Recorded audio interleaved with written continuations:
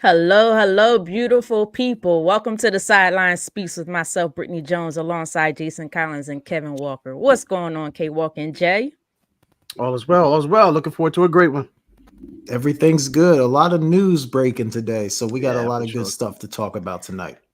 We got a lot of good stuff, a lot of sports that we have to talk about. NFL news breaking, the WNBA Finals, college football. Ooh, it's a lot going on. It's October. Plethora. All sports are back, are in session right now. And this is when we most get excited.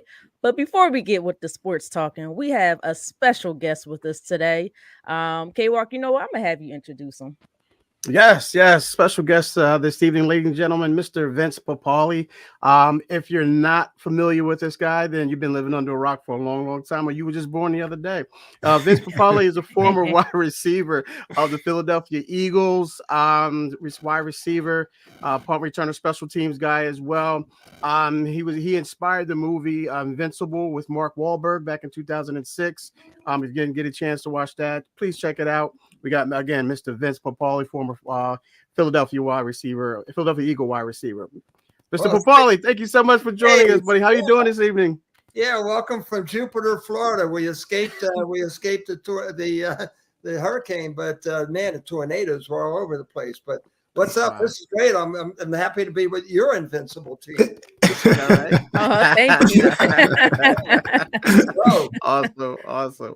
Hey, buddy. Yeah, thank you again. Thank you so much for joining us. We so appreciate your time. And, we just wanted to get in here and we're not going to, keep you long, 20 minutes and talk whatever. about just your journey, how it started. Jason Collins, he's a teacher right now. And, for our listeners, our wire viewers, you started off as a teacher, if I'm not mistaken. Tell us about that and your journey, how you got to become a Philadelphia Eagle. Yeah, that's great. I was a school teacher. I taught at my alma mater, my high school alma mater, right outside of suburban Philadelphia. When I graduated from St. Joe's, I went to St. Joe's, and back then it was an all-male college. It wasn't a university. They didn't have football, and I was a pole vaulter, and I eventually became a decathlete. But I got the scholarship, and so when I'm graduating from college, the Vietnam War it is hot and heavy. It's the late Right. 60s, early 70s, and I was actually ready to enlist either in the Marines or the Air Force. I wanted to fly. I'd fly, goes fly. I love it. No pun intended, but I really wanted to fly. But there was something about being a Marine, and I was down at Quantico for the Quantico relays, and I was about ready to enlist in one or the other, and they promised me that I'd actually be on their track team and their football team. And then I got a call from my alma mater, my high school, and they told me that they had an opening, and I was studying business and marketing. So they said they had an opening for a business teacher there, and that I have any teaching credits. I didn't. So I went to Dr. Jack Ramsey. I mean, the Dr. Jack Wow. Ramsey, and he was our AD at the time. And I said, Doc, Dr. Jack, I said, I have an opportunity to go back to my alma mater and teach. And he knew it because he was from that neighborhood in suburban Philadelphia. He knew exactly where I wanted to go. And I said, but I said, I need to take 4 courses and get my teaching certificate. And I says, I don't have any money. I can't afford it. He says, you know what? And I was the senior athlete of the year along with Billy DeAngelis, the basketball player. Right. And he said, you know what? You did us well. He said, this one's on me. And I wound up going, and I was teaching at my alma mater, and I got a chance to coach with one of the guys that was one of the most influential people in my life, and that was my high school teacher. You put your parents in Mount Rushmore, and then there's other guys like my teacher and like Dick Vermeil that totally changed my life because of opportunities they gave me to do something. So anyway, I wound up head track coach, assistant football coach, doing pretty good. Kids are coming to me all the time because they're all messed up about what's going on. There were a lot of protests with the war and all. So I was that young guy, with the long hair and the whole deal. And they kept coming to me. So I said, I don't want to mess them up. So I decided to go for my master's degree in counseling at a college that my sister had gone to. It was a teacher's college, Westchester.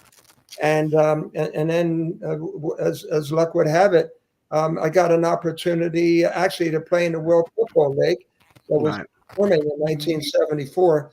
Now, you might not know the league, but I'll tell you, you would know some of the players that defected to it. And one was Larry Zonka, Jim Kick, Paul Warfield. Yeah. Undefeated Miami days. Yeah. And ironically, they went to Memphis, and it's where my son, Vinny, has been playing in the UFL the last couple of years. Oh, wow. So they had a free agent tryout. There were 600 guys there. And out of those 600, 2 guys were left standing, and it was me and Denny Lozzie from Notre Dame.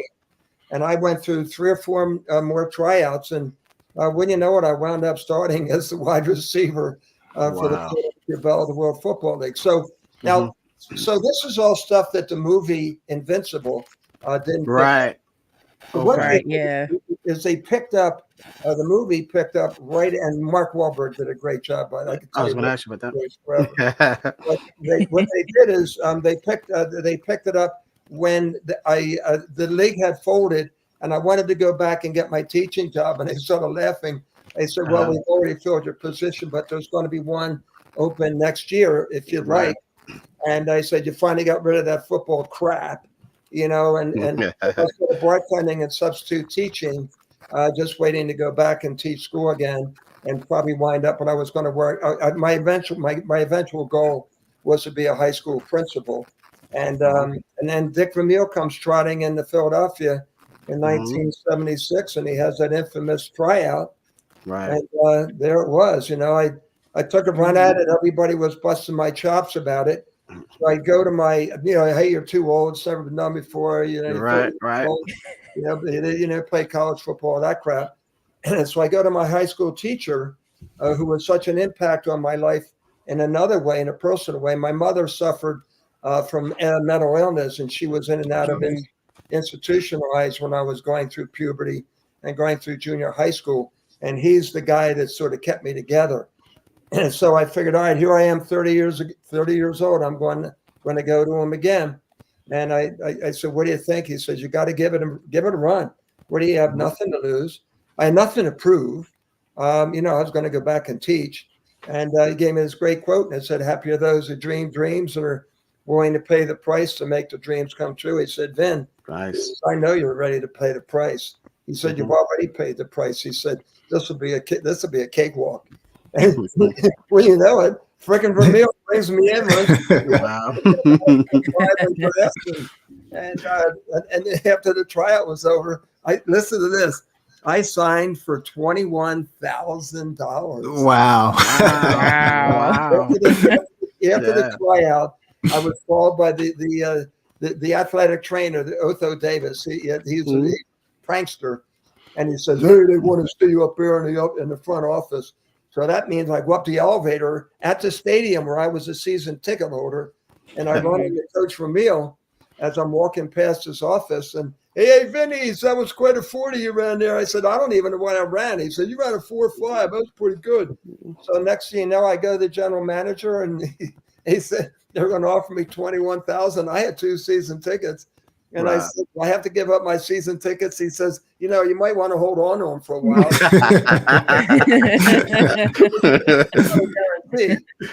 We're talking about April of 1976. So, but he said, here's what you can do. He says, you now have full use of our facilities. We'll give you a locker. And he said, we really think that you have a possibility, because they sort of knew me in Philly as a track guy. Yeah. And they said, you have a shot. So when you know it, a Hall of Famer, which should be a Hall of Famer, and that's Roman Gabriel, took me under his wing, and he just showed me, and we had just gotten him from the Rams, and he showed me how to you run routes, and he showed me a little bit of this, a little bit of that. We got to training camp, and he and I developed a relationship, and he just kept going to me all the time, and the movie made it look like that my skills were diminishing and there was a possibility that I could get cut. But in reality, I led the team in touchdowns and receptions.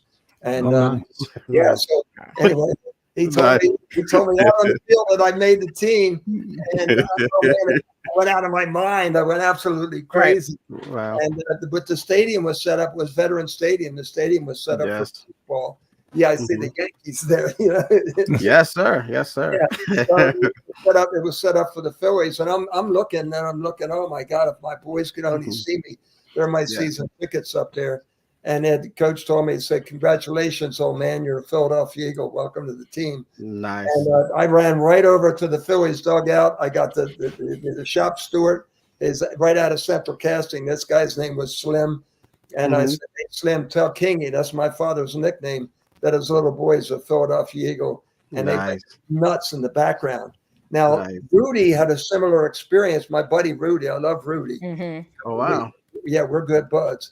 And Rudy had a similar experience when he found out he was Notre Dame accepted at Notre Dame. So they didn't use that scene because they in plagiarization. They would have been okay. So anyway, that's the long story short. And then I wound up 4 years. I blew both shoulders out and got retired. I got my pension. And Oh wow! There you go. Wow. So so good. Hey, kind of staying on the Eagles. We had your former teammate Wilbur Montgomery on a couple of weeks ago, and and he mentioned Coach Dick Vermeil as well.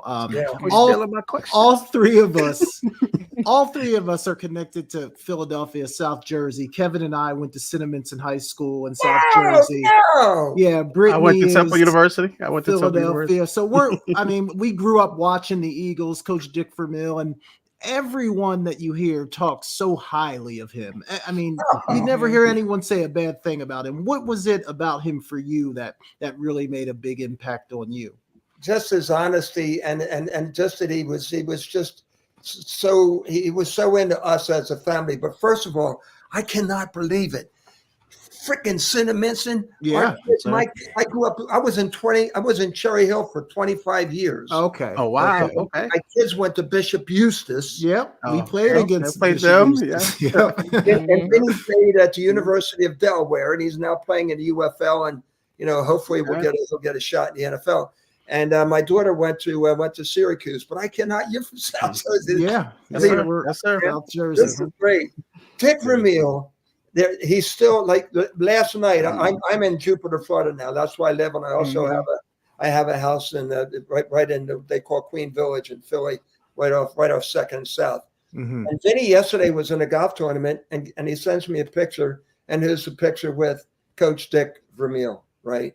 And he's seen Vinny from the time he was this big all the way. That 13 jersey right over my shoulder. Vinny played on the USA teenage team and against Canada.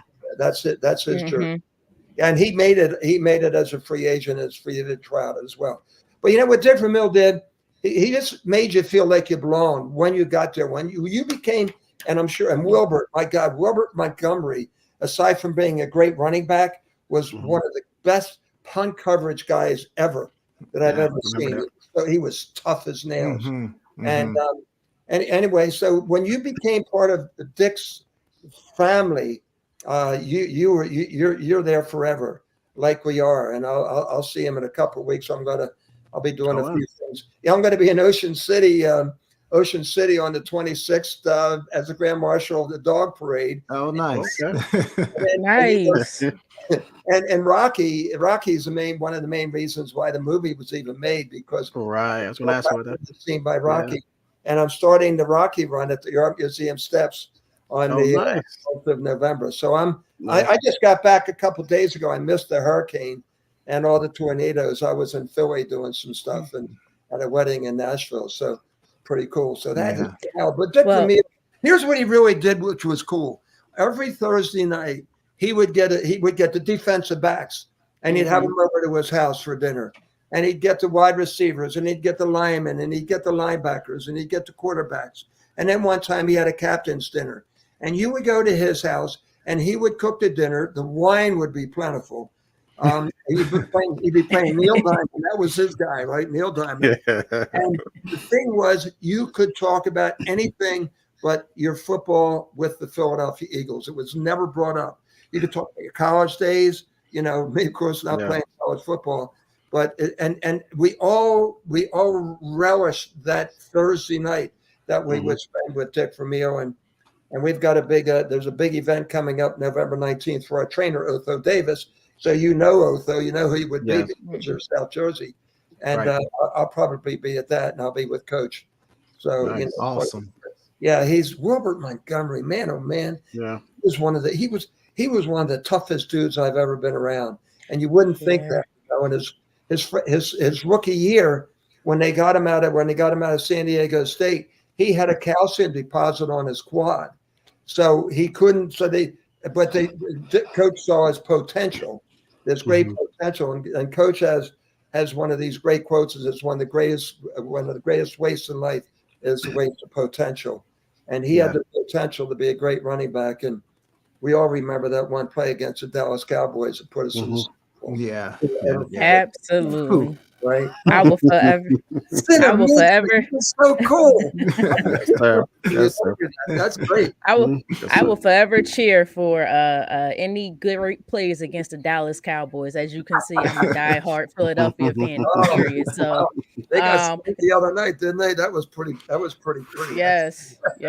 But that was amazing. These two guys here, they don't like the Eagles so much, just to put that out there.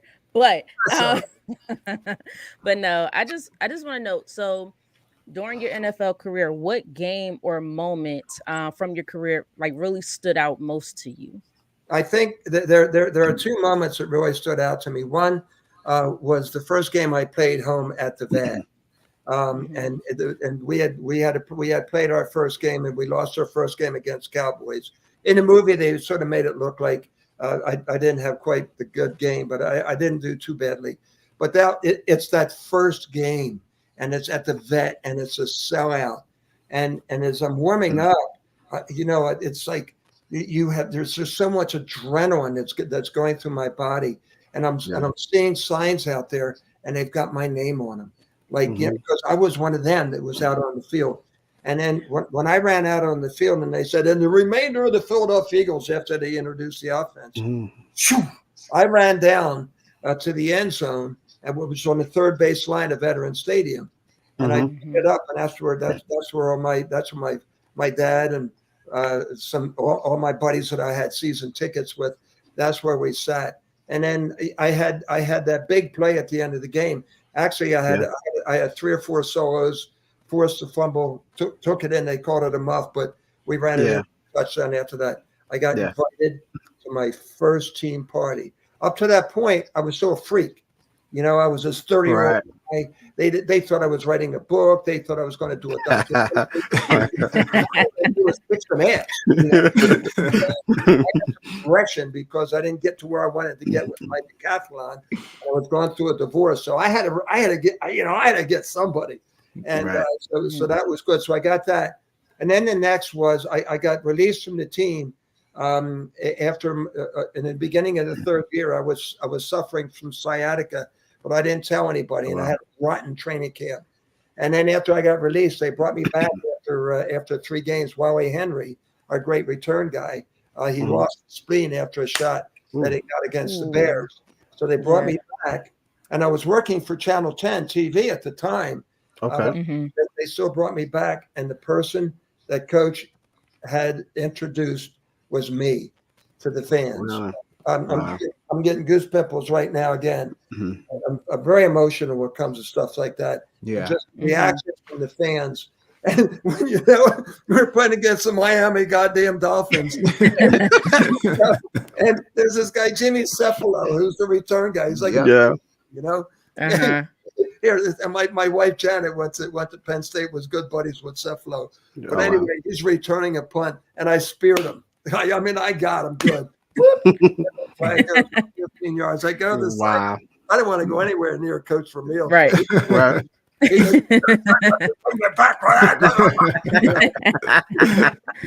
they're the two that I remember. Well, hey, we're ahead. sorry, Okay. Britt. I just wanted to throw a shameless Penn State plug in since he said his wife went to Penn State. We're making connections all over the place. Yeah, coach. Yeah, I'm a Penn Vinny. Stater as well, Yeah, so just Well, wanted to throw speaking that of out her, there. you see that jersey right there? Yep. Do. They had her portrayed as a Giants fan, right? Janet was on the world USA gymnast. That is her jersey that she wore representing the United States back in the 70s with Kathy Rigby and all those Olympians. So here's the ultimate. She goes now, and after the Olympics were over, and then she's in an exhibition against the Yugoslavians, and she blew her knee out, goes to Penn State. And she can't do gymnastics. She made the tennis team, but they wouldn't let her play because she had to wear a brace on her knee. It should be favored. So the swimming coach comes and says, "I've had great success with gymnasts and diving." She set all Penn State's diving records. Oh wow! Oh wow! Wow! And she went to North High School, and she's in the wall of fame. So there, That's awesome. So that's her background. But you know what was happening? Her story was so strong. That they wanted to mess around with a little bit because it would have competed against me, and it was invincible, not invincible S. So wow. Well, speaking of the movie Invincible, like you said earlier, Mark Wahlberg played you in the movie. Right. How did it feel watching your life being portrayed on film? That was pretty wild. The first couple times I saw it, it was weird, and then I never really connected, and and then I never really connected until we got up to New York and the Ziegfeld Theater. Michael Strahan was the MC. Michael Strahan is a New York Giant. Yeah, nicest. I love him to death. So Michael Strahan was that, and I'm sitting there. I'm right behind Coach Ramil watching this movie, and I'm thinking, "Oh, please love this movie," because he didn't see it yet. And somebody had asked him, he says, "Well, it's not a documentary, So, so at one scene, I saw his wife handing him a tissue, and I says, "We got him. We got him." when they're doing a movie, here we are all we have our quads right here on the screen, and the movie everything is done not in sequence. There's different. The first scenes they shot were the scenes where Coach's wife came in. That's that scene with the kids and him looking and all that. They got out of that. They got that out of the way quick. Then they did the pro scenes, and then that was at Franklin Field. They did them, and then they went to Central High School and did all the practice films. But it's like a kaleidoscope. And the mud scenes were done right up by where they did Rocky, and then they put it all together. And the first time I saw it in screenings, it was like, whoa, I'm just watching the cinematography. Yeah, They put that all together, because there's cameras all over the place. But when I was there for that final one, and I saw the at the end, and they did the black and white, and there's me with just player and all that. That's when it hit me. Oh my God, this is the real deal, man. And I cried. How much input did you have in the movie? Did you have any?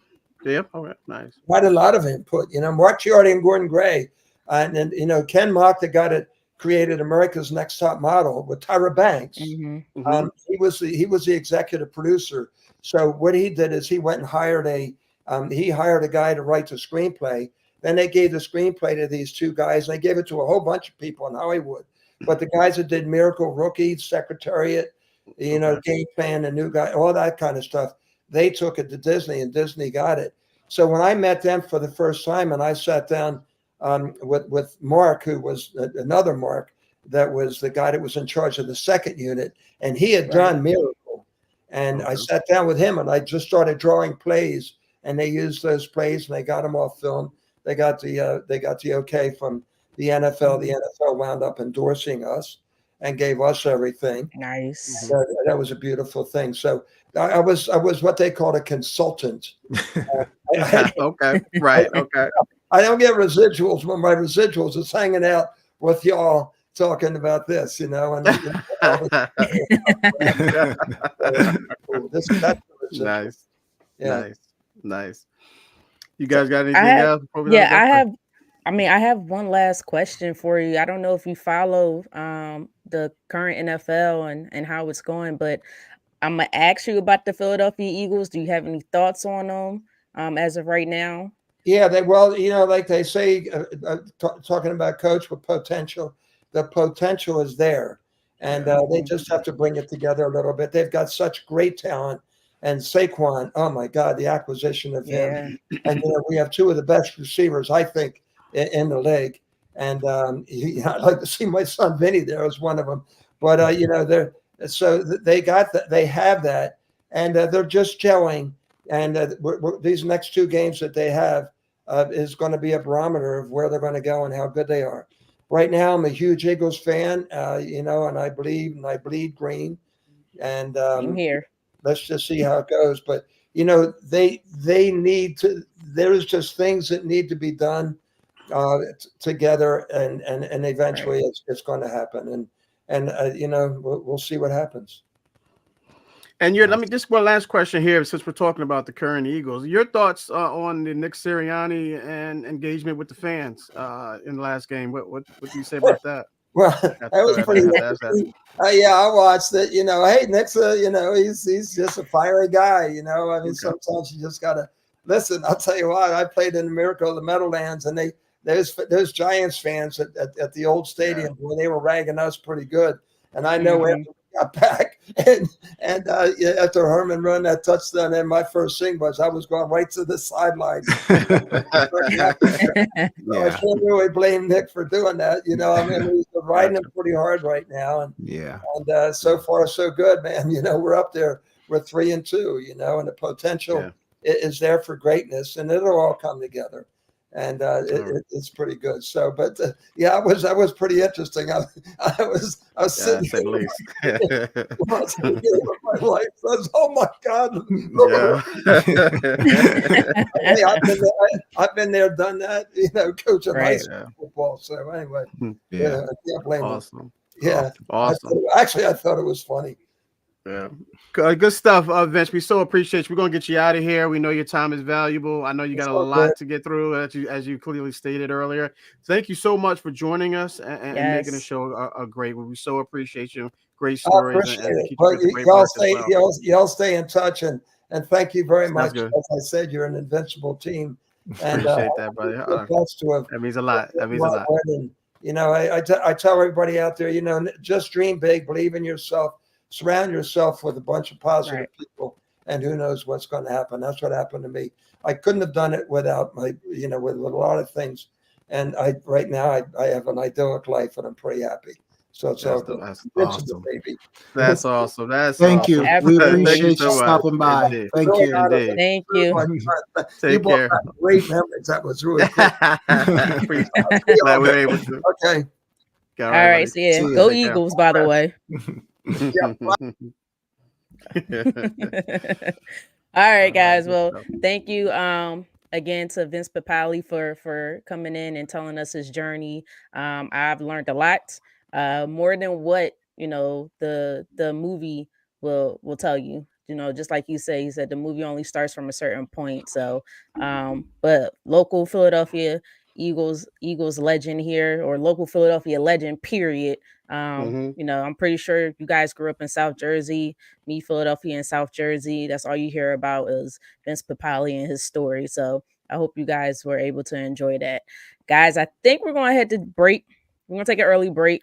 And then just give us a break. And then when we come back, then we'll get into the breaking news of the NFL. So guys, please stay with us. Make sure you please subscribe, like, and share our YouTube channel at The Sideline Speaks. We're also on X, formerly known as Twitter, at Sideline Speaks, and anywhere you get your podcasts. We will be right back. Don't go anywhere. Hello, this is Marvin Lewis, and you're watching The Sideline Speaks with Brittany Jones, Jason Collins, and Kevin Walker. They're taking a break, and they will be right back.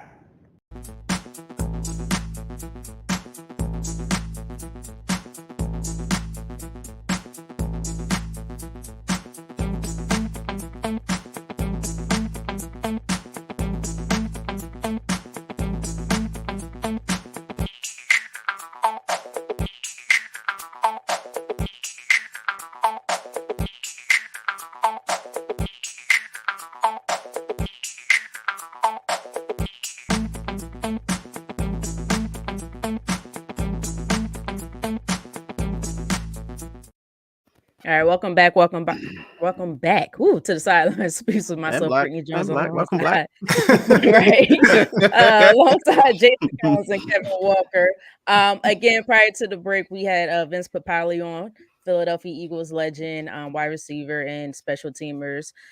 Guys, if you don't know about his story, there's a whole movie about it with Mark Wahlberg called Invincible. Please go check that out. Fantastic guy and gritty heck of a player. He was a very, very gritty player, tough player. But now we got to talk some sports. And we had, like we always do, we always have some sort of topic list and it just goes straight to the trash. Take it, toss it, and let's get started with this breaking news. I know, right? But before we get started, what's going on, Mel from Man Down Sports? Man Down Sports. Appreciate you. Go check out Man Down. Yes, go check out Man Down Sports. It's fantastic. It's fun. It's exciting. Go subscribe to that as well. But let's get into it, guys. We got to talk about it. NFL receivers getting traded left and right. My goodness. I actually think there was a third trade, but I think that was involving a running back to the Texans. But the biggest news today was wide receiver Davante Adams getting traded to the New York Jets. The Raiders ended up getting a conditional third-round pick, which can become a second-round pick if Adams becomes a first or second all-pro. I guess just give me your overall takes on this trade. Do you think it makes the Jets better, basically? K-Rock, I'm going to start with you. I dislike it. The reason why I dislike it, ladies and gentlemen, because if you didn't catch my show last Wednesday, I had a big thing about Aaron Rodgers, Woody Johnson, and what the outcome, what they did to Robert Saleh. So I'm not a fan of that organization right now. And if you watched us, you know that I'm a huge fan of Davante Adams. I get it. He and Aaron Rodgers are reuniting.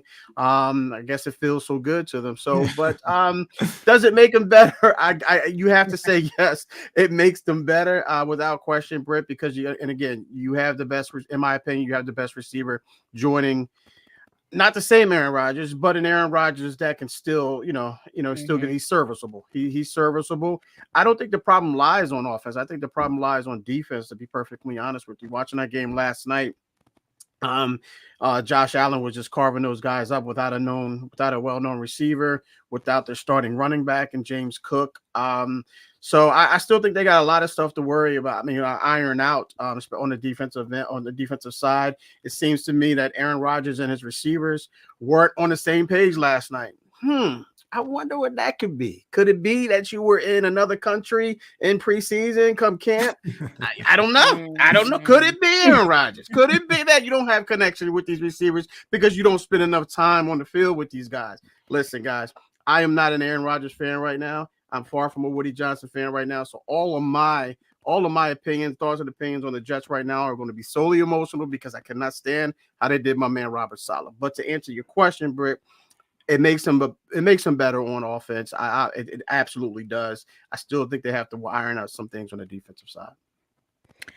Yeah, I think as much as I don't like to say it neither, I think it does make them better on offense as well. I actually think if you really think about it, they may have one of the best receiving core in the league potentially. Because you got Garrett Wilson, now you have Davante Adams, and Garrett Wilson's already a top 10 receiver in the league. Depending on how you look at things, could potentially become a top 5 very soon, right? Davante Adams is top 5 on most people's list. And then you have was it Mike Williams, who technically probably should be the 3, but Aaron Rodgers trusts Lazard more than probably a Mike Williams. I'm hearing he's on the trading block. I'm hearing Mike Williams is on the trading block right now.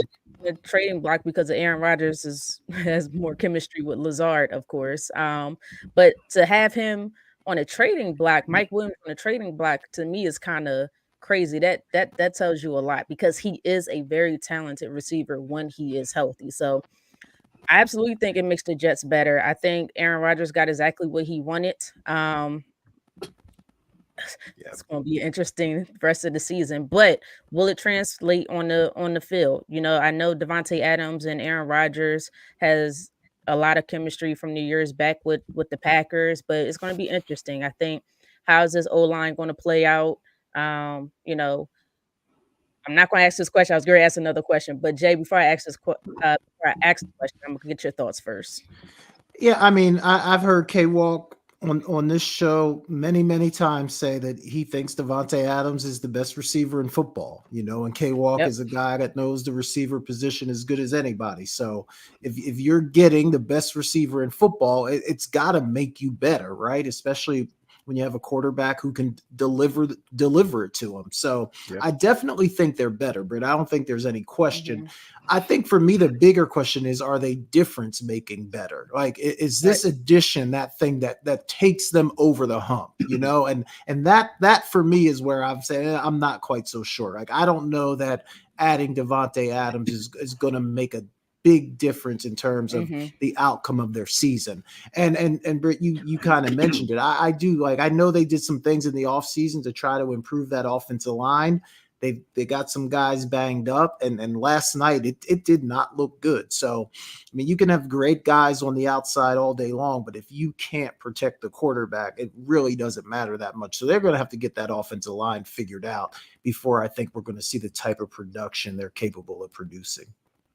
I'll say this one thing. I say with last night's game, if you had Devontae Adams in that situation, I guarantee you that's not an interception towards the end of that game. I don't think he allows that to happen. Not blaming anybody. I just don't think he'll allow that interception to go down. So because of that type of situation, you're blaming him I too? do think it is. That ball look kind of ugly. Ball kind of ugly. Yeah, but Devontae Adams, he's been in the league a little bit longer. I think he'll be in a different position. Mike earned Rodgers. that. Mike earned that. He went there. He tried to go there, but that ball didn't get there. I never said I was blaming Mike Williams. I'm just saying that Devontae Adams is a different type of receiver. Is he not?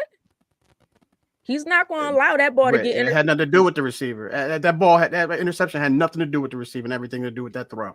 Okay, well, I just think if Devontae Adams is in that situation, that ball just doesn't get picked off. I do, because I think, this is my opinion, because I think that Devontae Adams might be in a little bit different position than Mike Williams would be. That's just my opinion.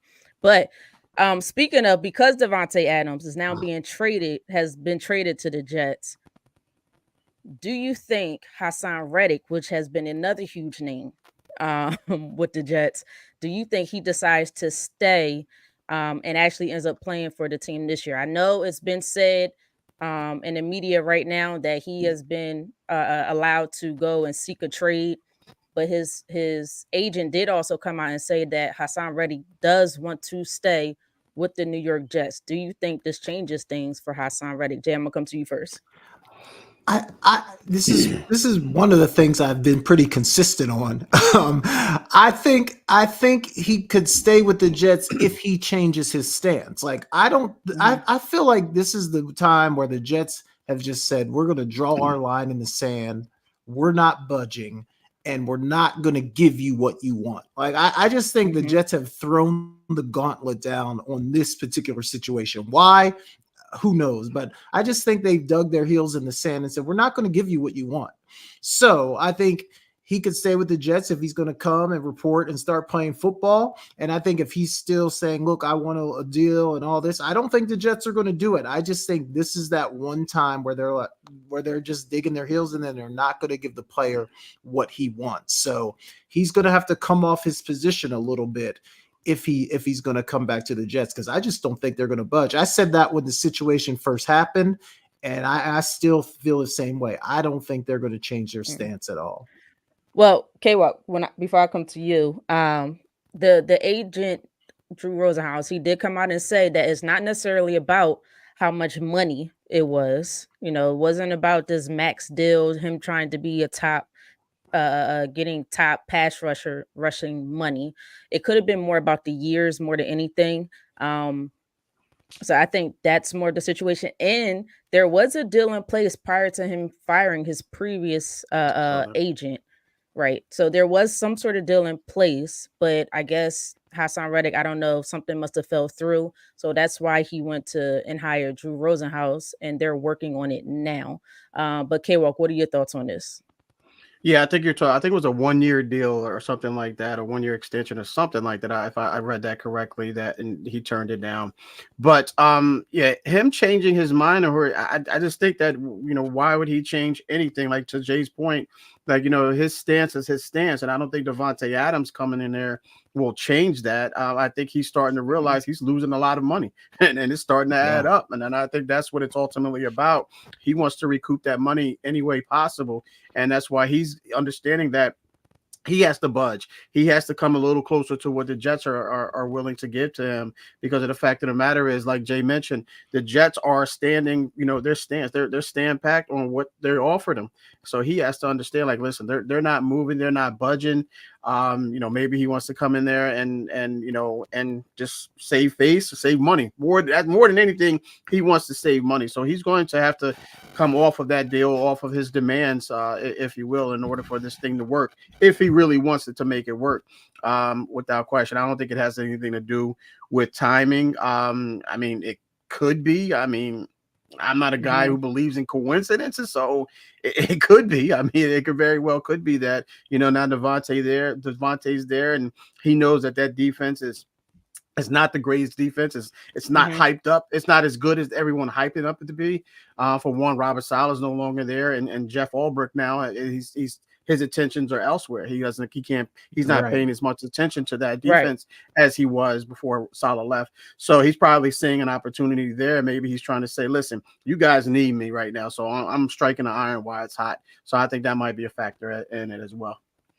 Yeah, I think I kind of feel like sometimes we do underestimate these players, though. We sit and say, the money is stacking up, but these guys' pockets, I'm not trying to count another person's pockets, but they're a lot thicker than that's not possible. Okay, but they're a lot fatter than what people may think. So, and because me sitting here and I'm watching, keeping track of the Hassan Reddick situation, and he's up to like $4, $5, $6 million in fines, or he's losing money, and I'm saying like, whoa. But for him, he's saying, you know what, I'm good. I got my endorsement deals. I invested my money right. I have businesses. I'm gonna come back when it's the right situation. So I think as of right now, he's gonna be satisfied for as long as until he gets something that he's comfortable with. I'm not saying he's going to get everything that he wants, but something that he is comfortable with.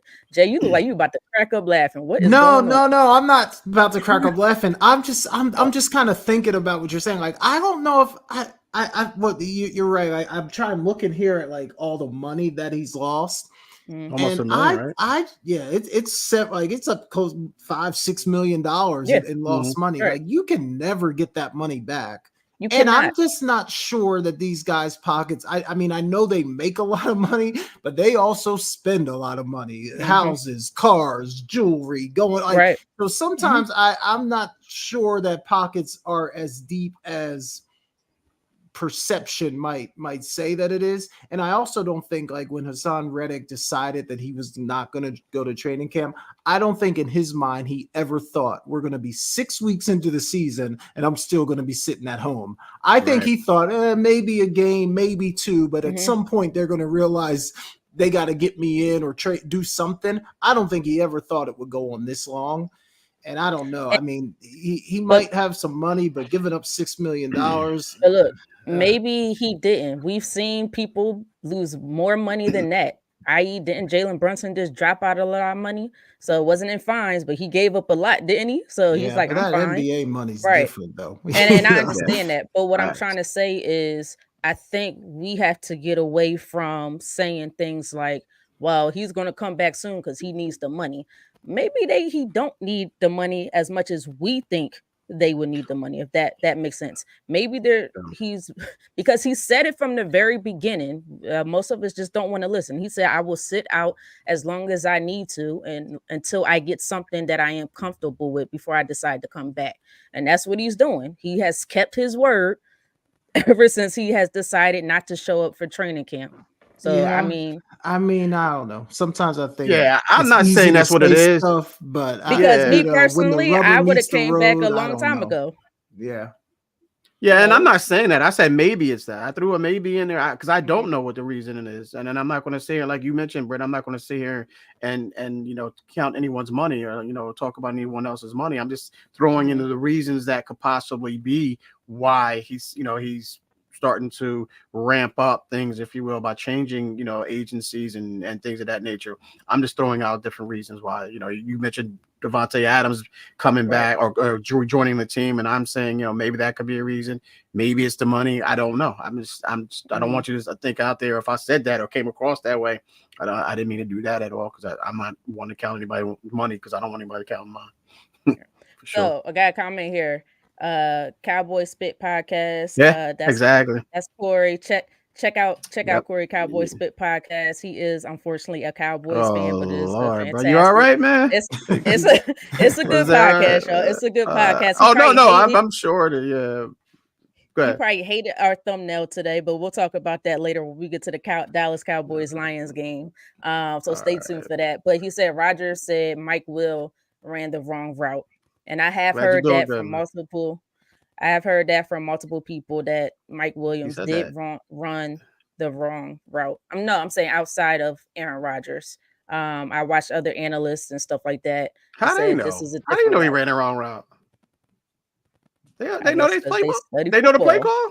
No, you don't know the play. You don't know what the play they call. If Aaron Rodgers and a bunch of other players, and it wasn't just Aaron Rodgers, if other players are saying it, plus Aaron Rodgers or plus other analysts are saying it, that's all we could go for. All right. I don't want to hear about the analysts. They're saying it because Aaron Rodgers. Okay, well, I'm not about to go back and forth with you about no. I'm just saying, how did they know?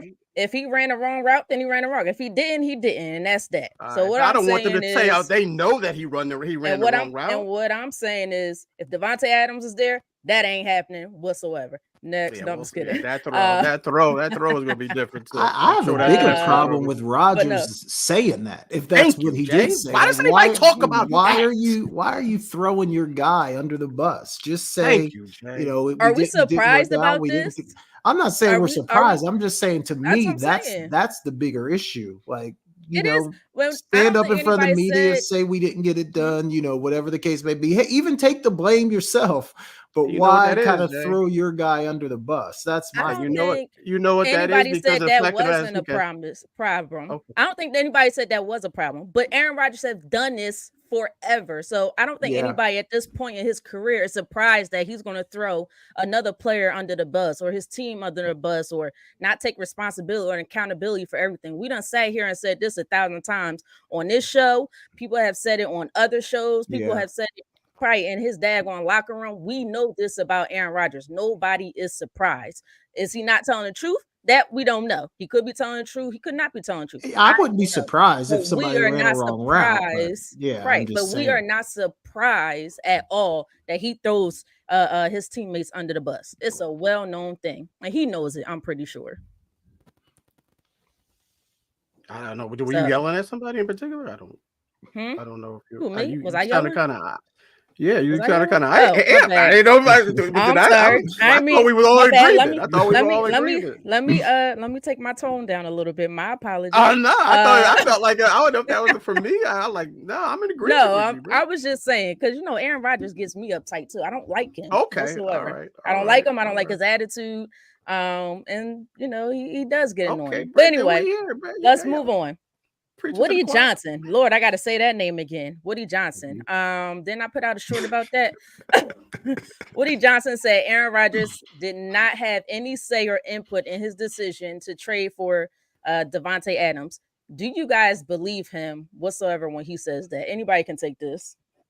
Go ahead, I'm just going to say 2 words. Hell no, I don't believe him, Britt. No, I don't believe that, man, because he didn't.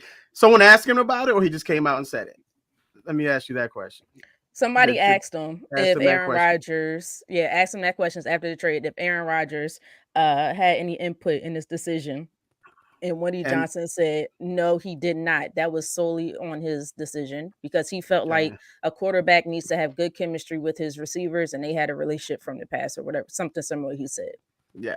I don't believe it, Britt, for one reason, because I believe he had everything to do with it. I really do. And for two, Aaron Rodgers came out and said that Mike Williams ran the wrong route because of the fact of the matter. He knows that he got Robert Saleh fired, and he knows that he has exactly what he wants right now as far as personnel, coaching, play calling, things of that nature. And he put that on Mike Williams to just make himself look like, I didn't have anything to do with that. So, if this would have worked, then he would have been like, oh, well, Robert Saleh was the reason. Nah, I'm not buying that. So, he said what he said about Mike Williams because he had something to do, if not everything to do with Saleh getting fired. Yeah, you can't. I am not buying. K-Walk, I'm with you 100%. I'm not buying Woody Johnson saying no bull crap like this. We all know Aaron Rodgers has some sort of say. Matter of fact, Aaron Rodgers probably called Woody Johnson and said, if you don't get such and such here, I am retiring early. He probably threatened that man or something. But this team is Aaron Rodgers. You got Alan Lazard here. Now it's Devontae Adams here. When he first signed with the Jets, everything that he wanted, the Jets went and got. So you're going to sit and tell me now all of a sudden you're not going to listen to anything that Aaron Rodgers says, or you're not going to go and talk to him prior to making any decisions? Yeah, right. Your whole purpose is to make Aaron Rodgers happy in this locker room. So we know for sure Aaron Rodgers had input. Matter of fact, I'm going to stop using the word input. Aaron Rodgers told Woody Johnson to go trade for Devontae Adams. But Jay, your thoughts? No, I agree. I mean, there's no way he didn't have any say in it. I mean, come on. I mean, who's Woody Johnson think he's fooling with this? Seriously. I mean, they definitely had a conversation about it. So I think, Woody saying that, it's just silly almost. All right, guys, we got a question from Mike, who I don't know if I said that properly. Correct me if I'm wrong. Do you think the Jets can make the playoffs now that they have Adams? Anybody can answer it. I think they can, because I think they have to win a division, which they're very capable of doing. If the last night was for first place in the AFC East, believe it or not, ladies and gentlemen. So if what's his name? Gerline, the kicker, if he makes one of those, make two of those kicks, I mean, he's missing kick after kick after kick. If Mike Williams would have ran the right route, they could have been in first place right now. So I still think they're in a contention. And I think, we mentioned earlier that they have Devontae Adams. We think that makes them better. So I think they can. I really do think they can. But I definitely think they have to win the East in order to do it, though. Yeah, and looking at the schedule sets up pretty nice. I think they got a lot of winnable games on the schedule. Yeah. But hey, well, if you're saying they got to win the East in order to make it, then I'm going to say no, because I just think I mean Buffalo's already 2 games up on them. I think Buffalo's going to win that division, but they do have a winnable schedule, so I think that's in their favor. Jay, you got to look at the question again. What was the question? Can they not? Can they? Can they? That's right. They all can and will. I'm with you guys. I think they can make the playoffs. But again, I still think they need to try to hopefully figure out that offensive line and give Aaron Rodgers time, like we mentioned earlier.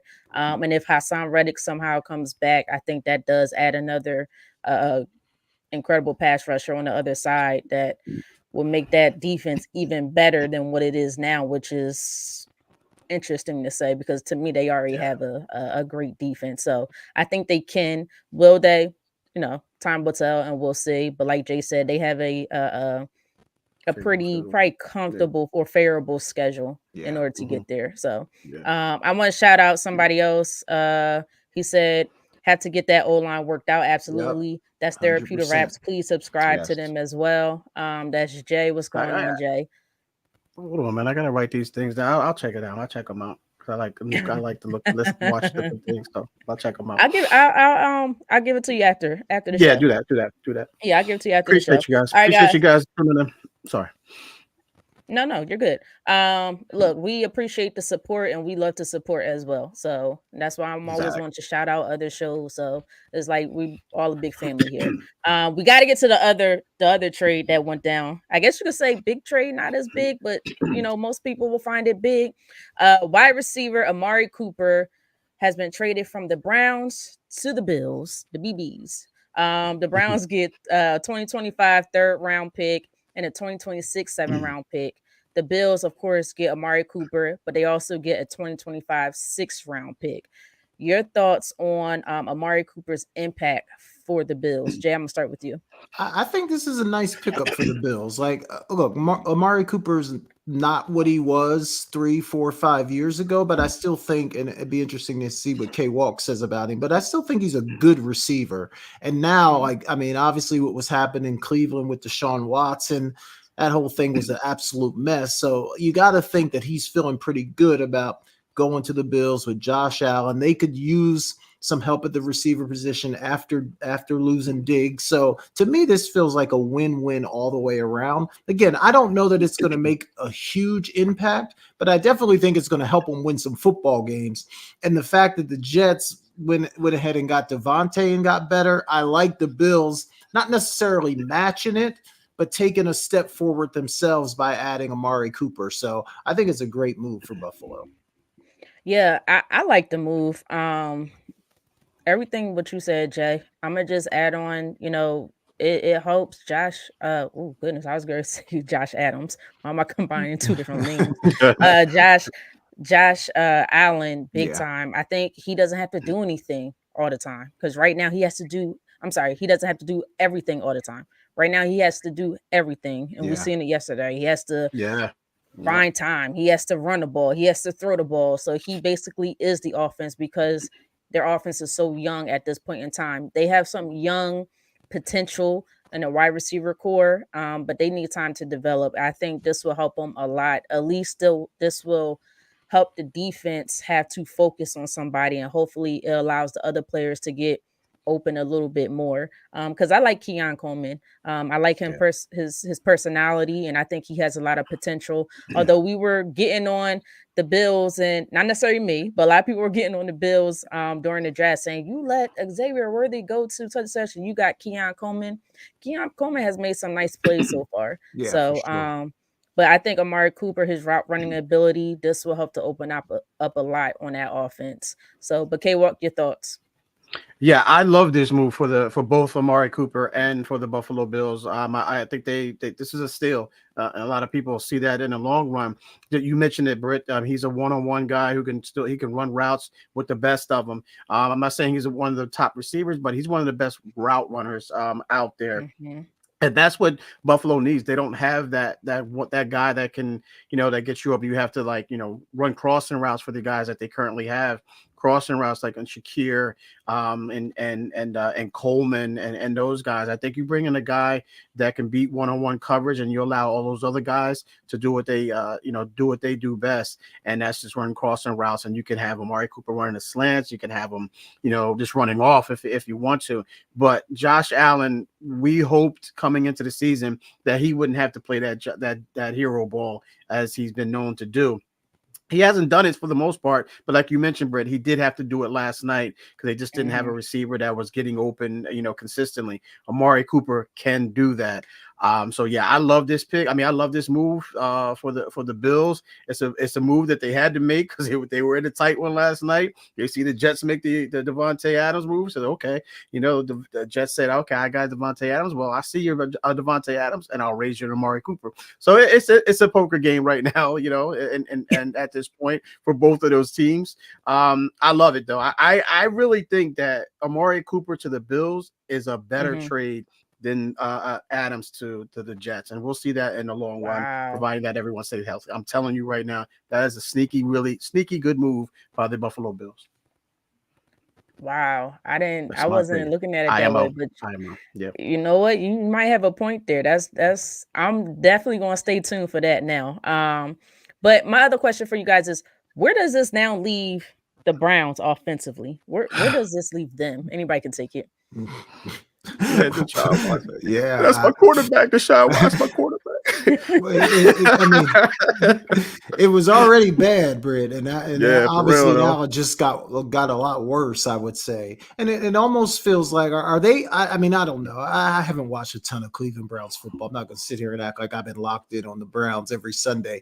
But does it feel like maybe they're throwing the towel in? I mean, does it? I mean, I don't know, but why do you let Amari Cooper walk out the door? Are you kind of punting on the season and just? I mean, that's kind of what it feels like to me watching from afar. But again, I have not watched a ton of the Browns. Yeah, because right now, let's see, the receivers are Jerry Jeudy, Elijah Moore, Cedric Tillman. I think that's about it. I know they have Nick Chubb. I believe is getting ready to come back. But I don't know how much Nick Chubb can do when your offensive line is horrific. So this sounds like they're just throwing the towel in. I mean, look, I'm hoping that some way, somehow, because the Eagles need a pass rusher, that, you know, maybe they'll give up on Myles Garrett and trade him to Philadelphia. I would gladly take him in a heartbeat. Hold up, Jay. Hold up, Jay. We not putting no negativity out there. We're not putting negativity out there, okay? Nah, y'all we can't get say Myles he's Garrett. coming. Yeah. How you know? How you we know we need him in Garrett? Atlanta. We need him in Atlanta. I'm gonna put That's that not out happening there. either. That's not happening either. Detroit is a possibility, but I think they got a lot of salary cap issues. So maybe they and y'all don't already. No, we got space. We got a lot of space. We good. You talking about Howie Roseman. He's the contract number wizard in the entire NFL. He'll figure it out. Actually, that's John Lynch, but that's an argument for a different day. No. We can talk about it now. No. That's cool. We got a lot of other stuff to talk about. That's Howie Roseman, and we know that. So don't do that. But anyway, yes, my hope is that Myles Garrett. I don't think the Browns are going to let him go. That would be crazy if they decide that. But you know, I could have wishful thinking. Don't do that. But yeah, I don't have much hope for the Browns. Their defense is still good. Their defense is still very extremely talented. I'll have a lot of talent, but offensively, you gotta be able to score points, in my opinion, to win games. But K-Walk, any thoughts on this whole Browns offensive situation? Yeah, just like, I kind of made a joke of it, but yeah, you got to look at yourself and like, what is Deshaun Watson to do now? I mean, you're talking about your best receiver being traded away, and who do you have to throw to? You mentioned those names, Britt, Jerry Jeudy. Come on now, Elijah Moore, Tillman. I mean, come on, yeah. I mean, even if that's a lot of people have. Their second, I mean, their third and fourth string receivers are better than these guys. So they may not make in certain teams, they won't even make the club, to be honest with you. So it's rough for Deshaun Watson. And you wonder why, a lot of people question it, if he quit or if he just stopped playing on, a couple of weeks ago when, he walked off the field. There's nothing there. They're not protecting this investment, man. They're not protecting this investment at all. And they guaranteed him so much money. And now we're looking at it right now, like, that they don't do anything to improve that offensive line. When it's the trade deadline is what, 3 weeks away, 2.5, whatever the time is.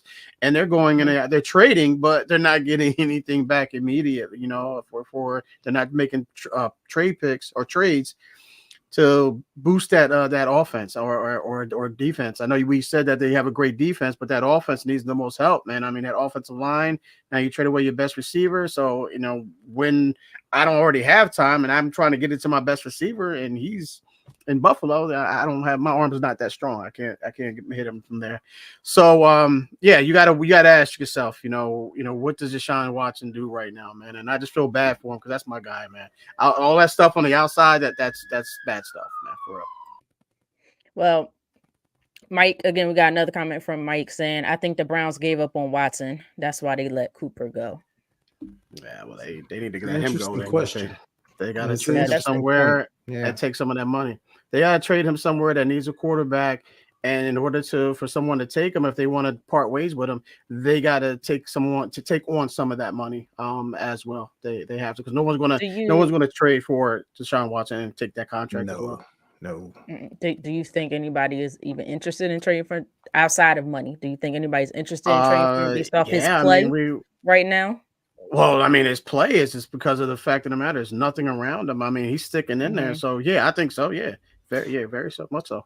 Yeah, I would say there's probably a team out there or a coach out there or GM that feels like, hey, we get Deshaun Watson, we can kind of rebuild, get him back to where he was. I definitely think there's probably a team that'd be willing to do it. The problem is what K-Walk pointed out. No one's going to do it with that contract. No. Like Cleveland's going to have to eat some of that money and say, oh, we'll pay this, you pay that, because no one's going to do it for that amount of money. But I do think there's probably several teams that believes that he can still play and be good, but they're not going to do it for that price. No. Yeah, it's definitely going to be interesting. We'll see as the season goes along, to see how things go with Deshaun Watson and the Browns. All right, guys, now we got to get to what Cowboy Spit was talking about earlier, and that's his, I guess you could say, Dallas Cowboys. As we know, this past weekend, the Dallas Cowboys got completely annihilated by the Lions. The score was, let me see, I started with the Dallas Cowboys. We'll start with their score. It was 9-47, or if you want to reverse it, 47-9 at AT&T Stadium. Just give me your overall thoughts on the game. I know you guys, at least you was probably going back and forth, or you tuned in. If you could, just give me your thoughts on the game. K-Walk, I'm going to come to you first.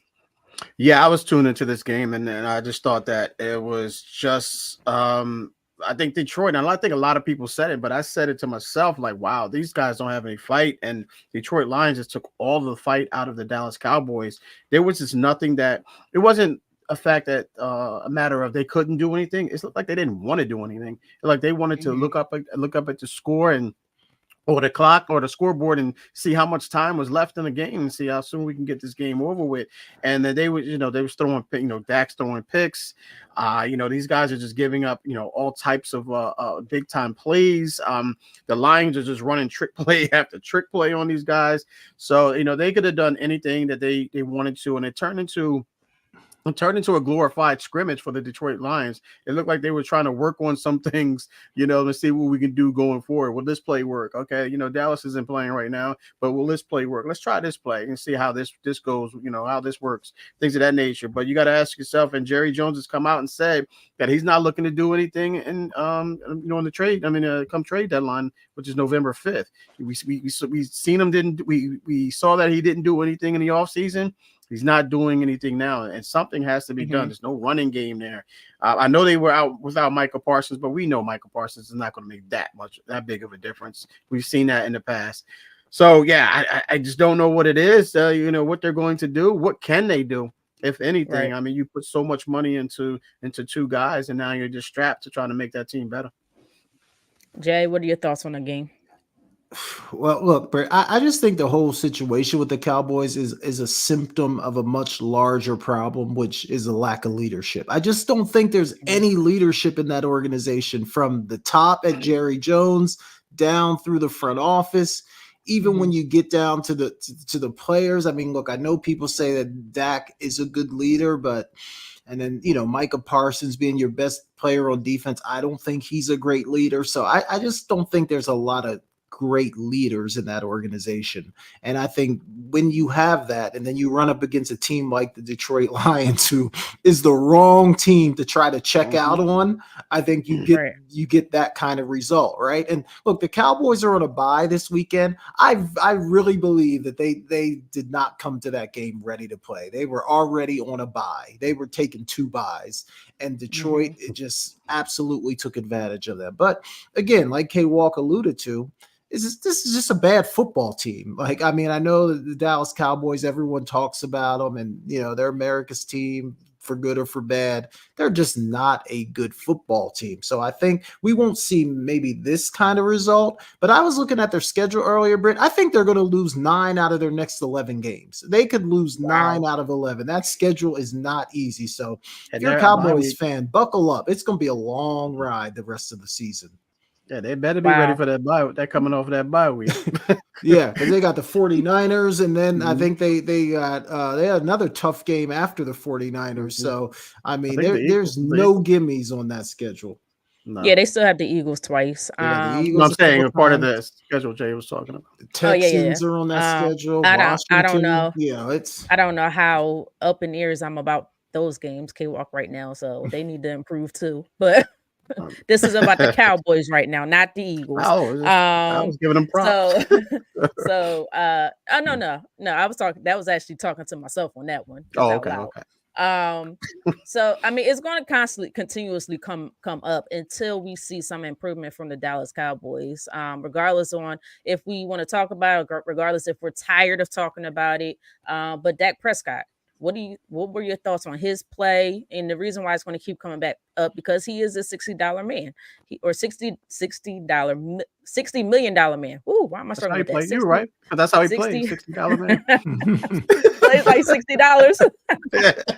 $60 but man. He is the $60 million man. So just give me your overall thoughts on how you thought Dak Prescott himself played, and is he to blame for this particular loss? Or, I mean, Jay says it's a little bit deeper, or is it more of the head coach, or is it more of the GM, which we do know is most likely Jerry Jones? Anybody can take it.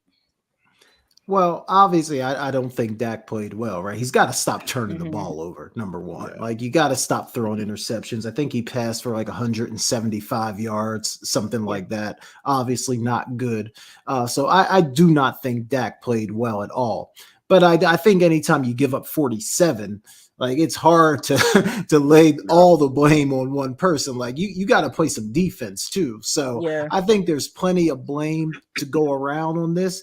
But to your point, Britt, when you are the $60 million man, he's the highest paid quarterback in the league, isn't he?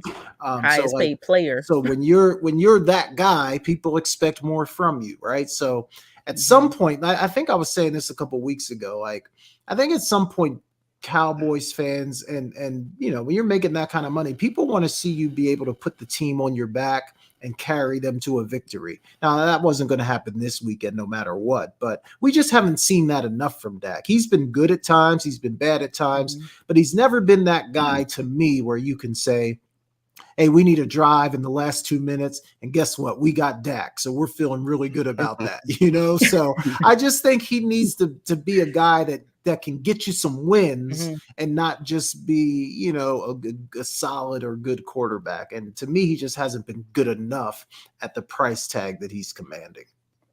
Yeah, Jay, to me, you just took all the words out of my mouth. When you making $60 million a year, and you're the highest paid player, the expectations is much higher than everybody else. And unfortunately, he's going to take a lot of the blame for it. I mean, based off his play in the last couple of games, it just hasn't been looking great. So he definitely has to improve that and improve his play. But also, they have to get a running game. I don't know where you're going to get a running game from at this point in the season, unfortunately. But I thought in the offseason, I thought it was a mistake bringing Zeke back. Look, I understand, he was drafted to the Cowboys. He had great years with them. But you can see prior to him coming back that he's on a down on the back end of his career. He doesn't move the same as he once did. Zeke was someone that teams feared. They feared him because he was so big, so strong, and it was just hard to bring him down. And it's just not the same. And then the other thing is you're going to have to find another receiver. We just talked about all the receivers traded earlier in the show. There's still a couple more receivers out there. DeAndre Hopkins is still out there. There's a few other players that are Christian Kirk. I don't know how healthy he is right now, but he's probably better than what you have at this moment. So, and it could be a few other players out. Mike Williams. I know we just seen the mistake that he made, but he's still a talented receiver. And I think he will help out a lot. So it's just the question is, will Jerry Jones get out of his egotistical ways and go make a move? Unfortunately, I just don't think that he will. But yes, it's unfortunate when you get paid that much money, your expectations is high, and people come back to you and say, well, you're not playing well enough. But K-Rock, what are your thoughts? Yeah, his ego, get out of his egotistical ways, Britt. That's hard to say when he just flew to practice the other, a week ago, in a helicopter. In a helicopter. Yeah. Hey, listen, I pose a trade to you, Jerry Jones. Give us Ezekiel Elliott for Ronnie Bell. You need a receiver. You're not using Ezekiel Elliott. We have some running back issues as far as health goes. Give us Ezekiel Elliott, and we'll do a trade for a receiver that we has a lot of potential. As Vince Papale, so he was using that word a lot. Has a lot of potential. But what Bill Parcells said about potential, potential will get me fired. But nonetheless, give me that trade. I'll take that trade. But yeah, I mean, I just don't think if you're Jerry Jones, you can't stand Pac, man, because if you're doing that, it's just what's the definition of insanity? Doing the same old thing over and over again, expecting a different result, and you can't do that. You standing Pac, and you think this team is going to get better. I don't see where it's going to get better. Dak's not going to play better. Jay mentioned leadership. There's none there. You're coming off and flying in the helicopters like you guys are 8 or like 6-0, and you haven't given up a point. And you scored 100 points a game. I mean, I don't get that move. It just seems like he's just comfortable with the way things are. Maybe it's the money. I know we don't want to talk about the money. Maybe he's just comfortable with all the money rolling in. I don't know. I mean, I really don't know, but there's nothing that, there's no light at the end of the tunnel right now. Right. If there is, it's a long, long, long tunnel. It's a long, long, long tunnel. And I don't see it happening anytime soon. Yeah. It's what our thumbnail says. It's a $60 million embarrassment. And that does not just go for Dak Prescott whatsoever. That does not. Goes to the GM and the Dallas Cowboys for making that decision where they could have maybe negotiated a little bit better deal to try to bring in some more players, some more talent on this team. But I actually have two more things to talk about with the Dallas Cowboys. First thing, and it's just popped in my mind. Did Trayvon Diggs, did he come back too early? Because he just doesn't look the same. Anybody can take it. I'm looking at him, and I saw that move that I forget who it was. I think it was Brown. I forget who it was, but yeah, I mean, I never thought about it, Britt. But now that you posed the question, and I look back on his play, I guess you can say he came. I mean, all these guys, you can always ask that question if they're coming off of a serious injury. Did they come back too soon? I don't know, Brett. That's a good question. That's a really good question. Just thinking about it and just looking at his play, I guess you can say, looking at his play, because obviously it tapered off, and a lot of people are not afraid to go at him like they used to. So yeah, I'll say yeah. If in this case, and you posed the question and looking at his play, I'll say yeah. He came back too early, but sometimes that competitive nature just gets the best of you. Yeah, and I'm not saying I'm not a doctor, guys, so I don't know how exactly long the healing process is. Especially this day and age, yeah. Right. To me, he's just not moving how he once was. Right. And maybe it's more of a mental thing, because that mental will probably is much stronger, plays a huge part, sometimes a bigger part than the physical. And maybe he is okay physically, but maybe it's just a mentality of, I may tear something again, or I'm not sure if I can move this way or move that way. So maybe that's impacting his play, but he just doesn't. And I'm not saying, to me, in my opinion, he was one of the top tier tight ends, cornerbacks in the league, but he was talented. I just think at times he took a lot of risks. But Jay, what are your thoughts on Trayvon Diggs? Yeah, I mean, I agree. The ACL, I mean, it's a tough injury to come back from. And it could be that maybe he just needs to knock some rust off. I don't know, but it certainly looks like, I agree with you, Britt. It looks like he's not his old self, which I guess when you tear your knee up like that, can we really expect you to be, it might take, honestly, it might take a full year. Like, he might not get back to what he was until this time next year. So to your point, he may be out there a little too. I mean, he probably feels good enough to play, but he's probably not at the point where he was before he got injured. Right. Makes sense. Marcus Hicks says, "Hello, Brittany. What's going on, Marcus? Thank you for watching this. I appreciate it." Last thing, guys. Jerry Jones. And I actually have the clip of it. I'm pretty sure you guys heard it earlier. I'm not exactly sure, but I am going to play it for everybody right now. It is a couple minutes. But Jerry Jones was asked about the team's offseason moves in a recent interview with the radio station. I think it was 105.3 The Fan or something like that. I just want to get your thoughts on what he said and basically his reaction. Let me make sure I get the right video here. It's coming up now. Seems like Listen, let me tell you what I'll do. Let me tell you what I'll do about it. I will let us sit down and look at the decisions we've made over the last several years. Okay? I'll look at it. Now, if you think I'm interested on a damn phone call with you over a radio and sitting here and throwing all the good out with the dishwater, you have got to be smoking something over there this morning. I'm not. And I really don't, and I don't even want our listeners to listen to me, to talk about, this is not your job. Your job isn't to let me go over all the reasons that I did something and I'm sorry that I did it. That's not your job. Well, my job is to ask why. Job, or I'll get somebody else to ask these questions, man. Jerry, we're trying to figure out why the team is. I'm not kidding you. I'm not kidding you. You're not going to figure out what the team is doing right or wrong. If you are, or any 5 or 10 like you, you need to come to this meeting I'm going to today. There are 32 teams here. You're geniuses.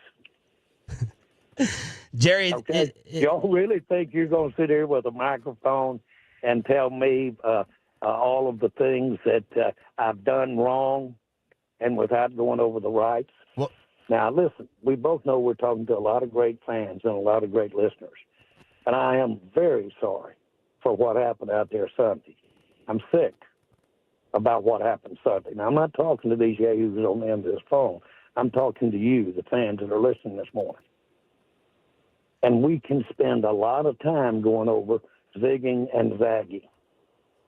One of the stupidest things I've ever done that anybody has ever analyzed is by the Cowboys. It was an idiot that did that. So idiot things can turn into good decisions. Okay? Smart things can turn into bad decisions.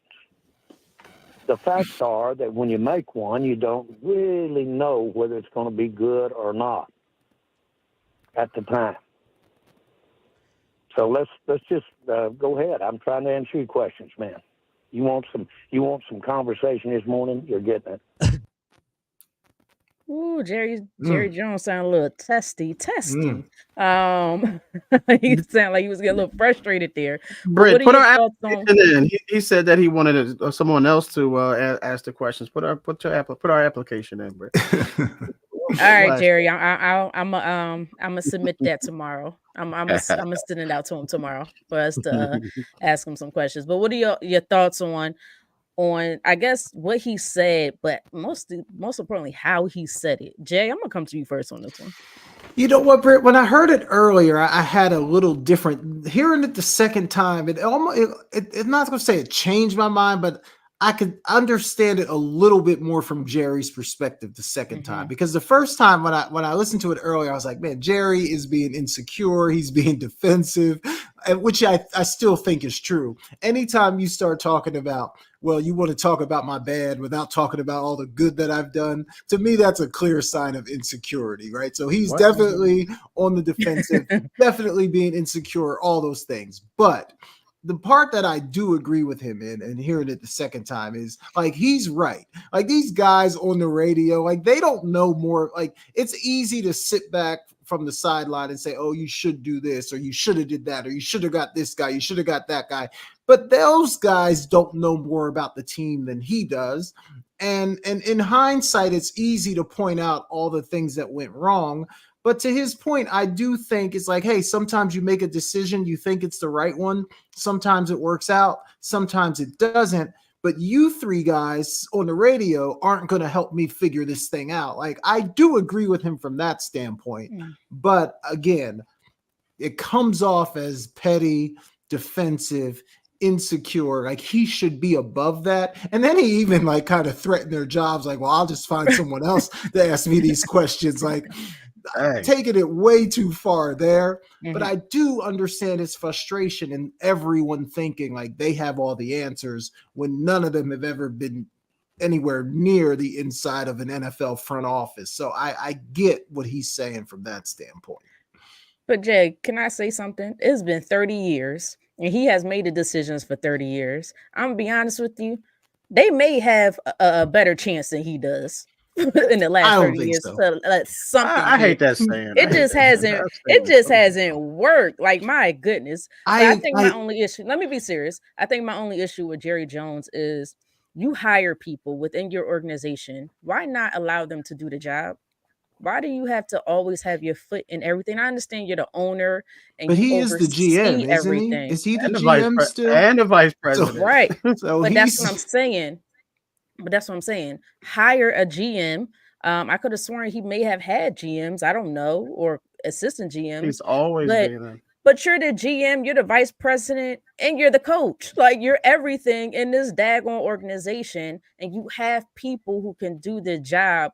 But it just feels like he doesn't trust in what they do for some odd reason, but not realizing what he has done has not worked. It just hasn't worked out for 30 years. It's like, when do you finally learn your lesson? I understand he's some rich billionaire. He's older, so he's probably stuck in his ways. But like K Walk said earlier, what's the definition of insanity? Doing the same thing over and over and over again. So you can't get mad at, in my opinion, you can't get mad at them just watching us asking a simple question about your off-season moves when constantly your decision making just has not helped this organization, in my opinion, whatsoever, get over the hump that you've been trying to get over for the last 30 years. Go ahead. Before you go, okay, Walk, just real quick, because I agree with that perspective. But the only other thing I'll say, right, is someone like Jerry Jones, and like, people can think what they want about him, right? But he views himself as super successful. Oh, yeah. I mean, this guy, he's a billionaire. He's got tons of business, oil money. He's the owner of the Dallas Cowboys. He's won a bunch of Super Bowls. Like, he hasn't won any lately, but he's won a bunch of them. And there's not a lot of people that can say that. So I'm like, he views himself as, look, I'm successful. I know all the right buttons to push. I know what I'm doing. Like, even though it hasn't worked lately, I just think guys like that always think their next move is going to be the right move. Mm-hmm. So I kind of understand why he thinks he's still the best guy for the job, because he's probably thinking, well, if I didn't get it right this time, I'm going to get it right the next time. So I get it. Like, the Cowboys haven't won in a long time, but winning's hard. Like, winning's hard. Like, there's a lot of teams that haven't won in a long time. So that's a lot of things, right? I don't know. You know, I understand his frustration, but he also has to do a better job. So I'm kind of on the fence with it. But go ahead, K-Walk. Yeah, bad. But to me, hold on, K. But to me, you kind of put yourself in the situation. So you put yourself in the situation. You always the one owner that wants to constantly be in the limelight, answering the questions. The camera's on you. You have players told you it is a circus. They just want to focus on football. You had the winning formula back in the day, but that's back in the day. Half of the people now are either old, not saying everybody's old, but you know what I'm saying. The money, the ones that you want to, the fans that you want to grab their money now are young. They don't remember that time anymore. So it's just like, okay, you have to change something up and be willing to change something up. And I know the Dallas fans are highly frustrated at this moment. So, but K-Rock, what are your thoughts? Yeah, first when y'all talk about that, 30 years, and look, my 49ers haven't won in 31 years, but the same people were saying that still don't have as many as they do. Still don't have as many as they do. But no, nor does the you look at the Cowboys, and I'm looking at Jerry Jones, and I'm listening to him talk during this interview, and like Jay, I heard it the other time, I heard it earlier, but I listened to it this evening when you just played it. I listened to it. Now, I understand, like with Jerry Jones, I get it. You have three guys, and you look at those three guys, and you can tell they clearly never played a down of real top-notch football. You could tell, they just go by what they see. We get it. We all do, like Jay mentioned. It's hindsight 2020. But Jerry, you didn't make any moves. No one has to be a billionaire owner to know that you didn't make any moves in the offseason. Mm-hmm. You didn't make any moves. You paying $60 million to a quarterback who's not worth $60. And I know we made a joke of it, but this guy is not $60 million worthy. I know the market tells you to pay him that, but come on, Jerry. You can go out there and get someone else who can do just as good or just as bad, however you want to look at it. But I just think that Jerry Jones uses this as a business. It's a business. Jay mentioned the business. It's a ton of money, whether they win or lose. They're America's team. So they're pumping in so much money.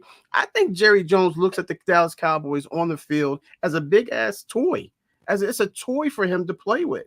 And he doesn't. I don't really know. I think deep inside he wants to win, but he doesn't really want. I don't think he's going to get over. I mean, he's going to get upset about them losing, because if he did truly get upset about losing, he wouldn't have paid all of the money to Dak, because he sees what Dak is about. He wouldn't have gave all that money to CeeDee Lamb, because he sees that he has a quarterback that can't get this guy the ball. So now you're strapped for all this money right now, and now there's nothing you could do. And then you come out and say, look, I'm not making any moves, come trade deadline. What does that tell you? This guy really doesn't care. He's getting the money. I think that's what it's about with Jerry Jones. And, he doesn't want anyone. You mentioned egotistical. He just doesn't want anyone telling him what to do. There's a reason why he has 3 titles in his team: the owner, the vice president, and the GM, because it's his baby. He's going to play with it the way he wants to play with it. He's going to make the moves that he wants to make, and he's not going to listen to anybody. He just doesn't want to listen to anybody. And the proof is in all the titles that he carries. So this is going to continue to happen, and it's nothing. And these guys are only going to get worse. I mean, they're not getting younger. They're not getting younger. That all the money that he's got to invest into these guys, they're not getting younger. If you're not willing to bring in pieces around them to complement that, then you're just going to be in the same situation. You have to answer the same questions. If it's not them 3, it's going to be us 3. If it's not us 3, then it's going to be who was the Cowboy fan, whatever podcast or whatever radio station. Cowboy Spit. Yes, someone like that.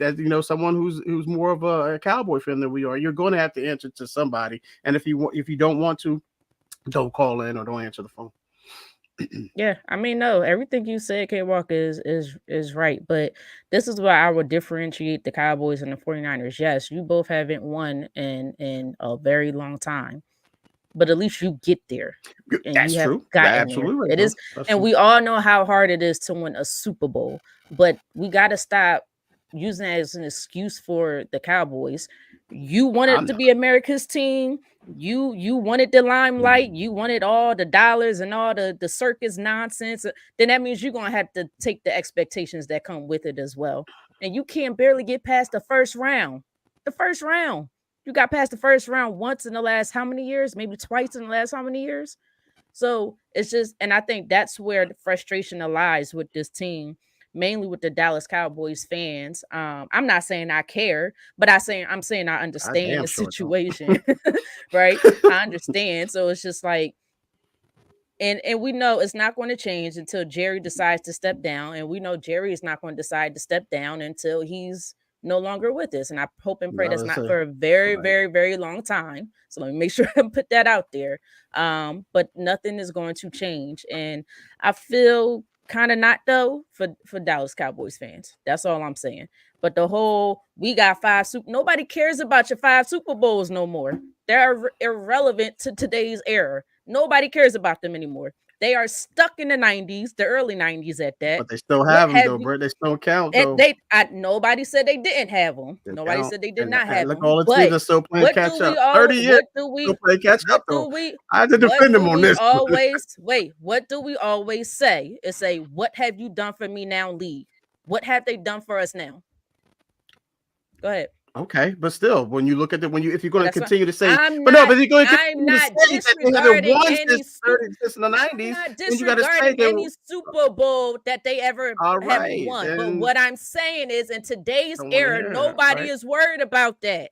Nobody's worried about it. You can't get past to the second round.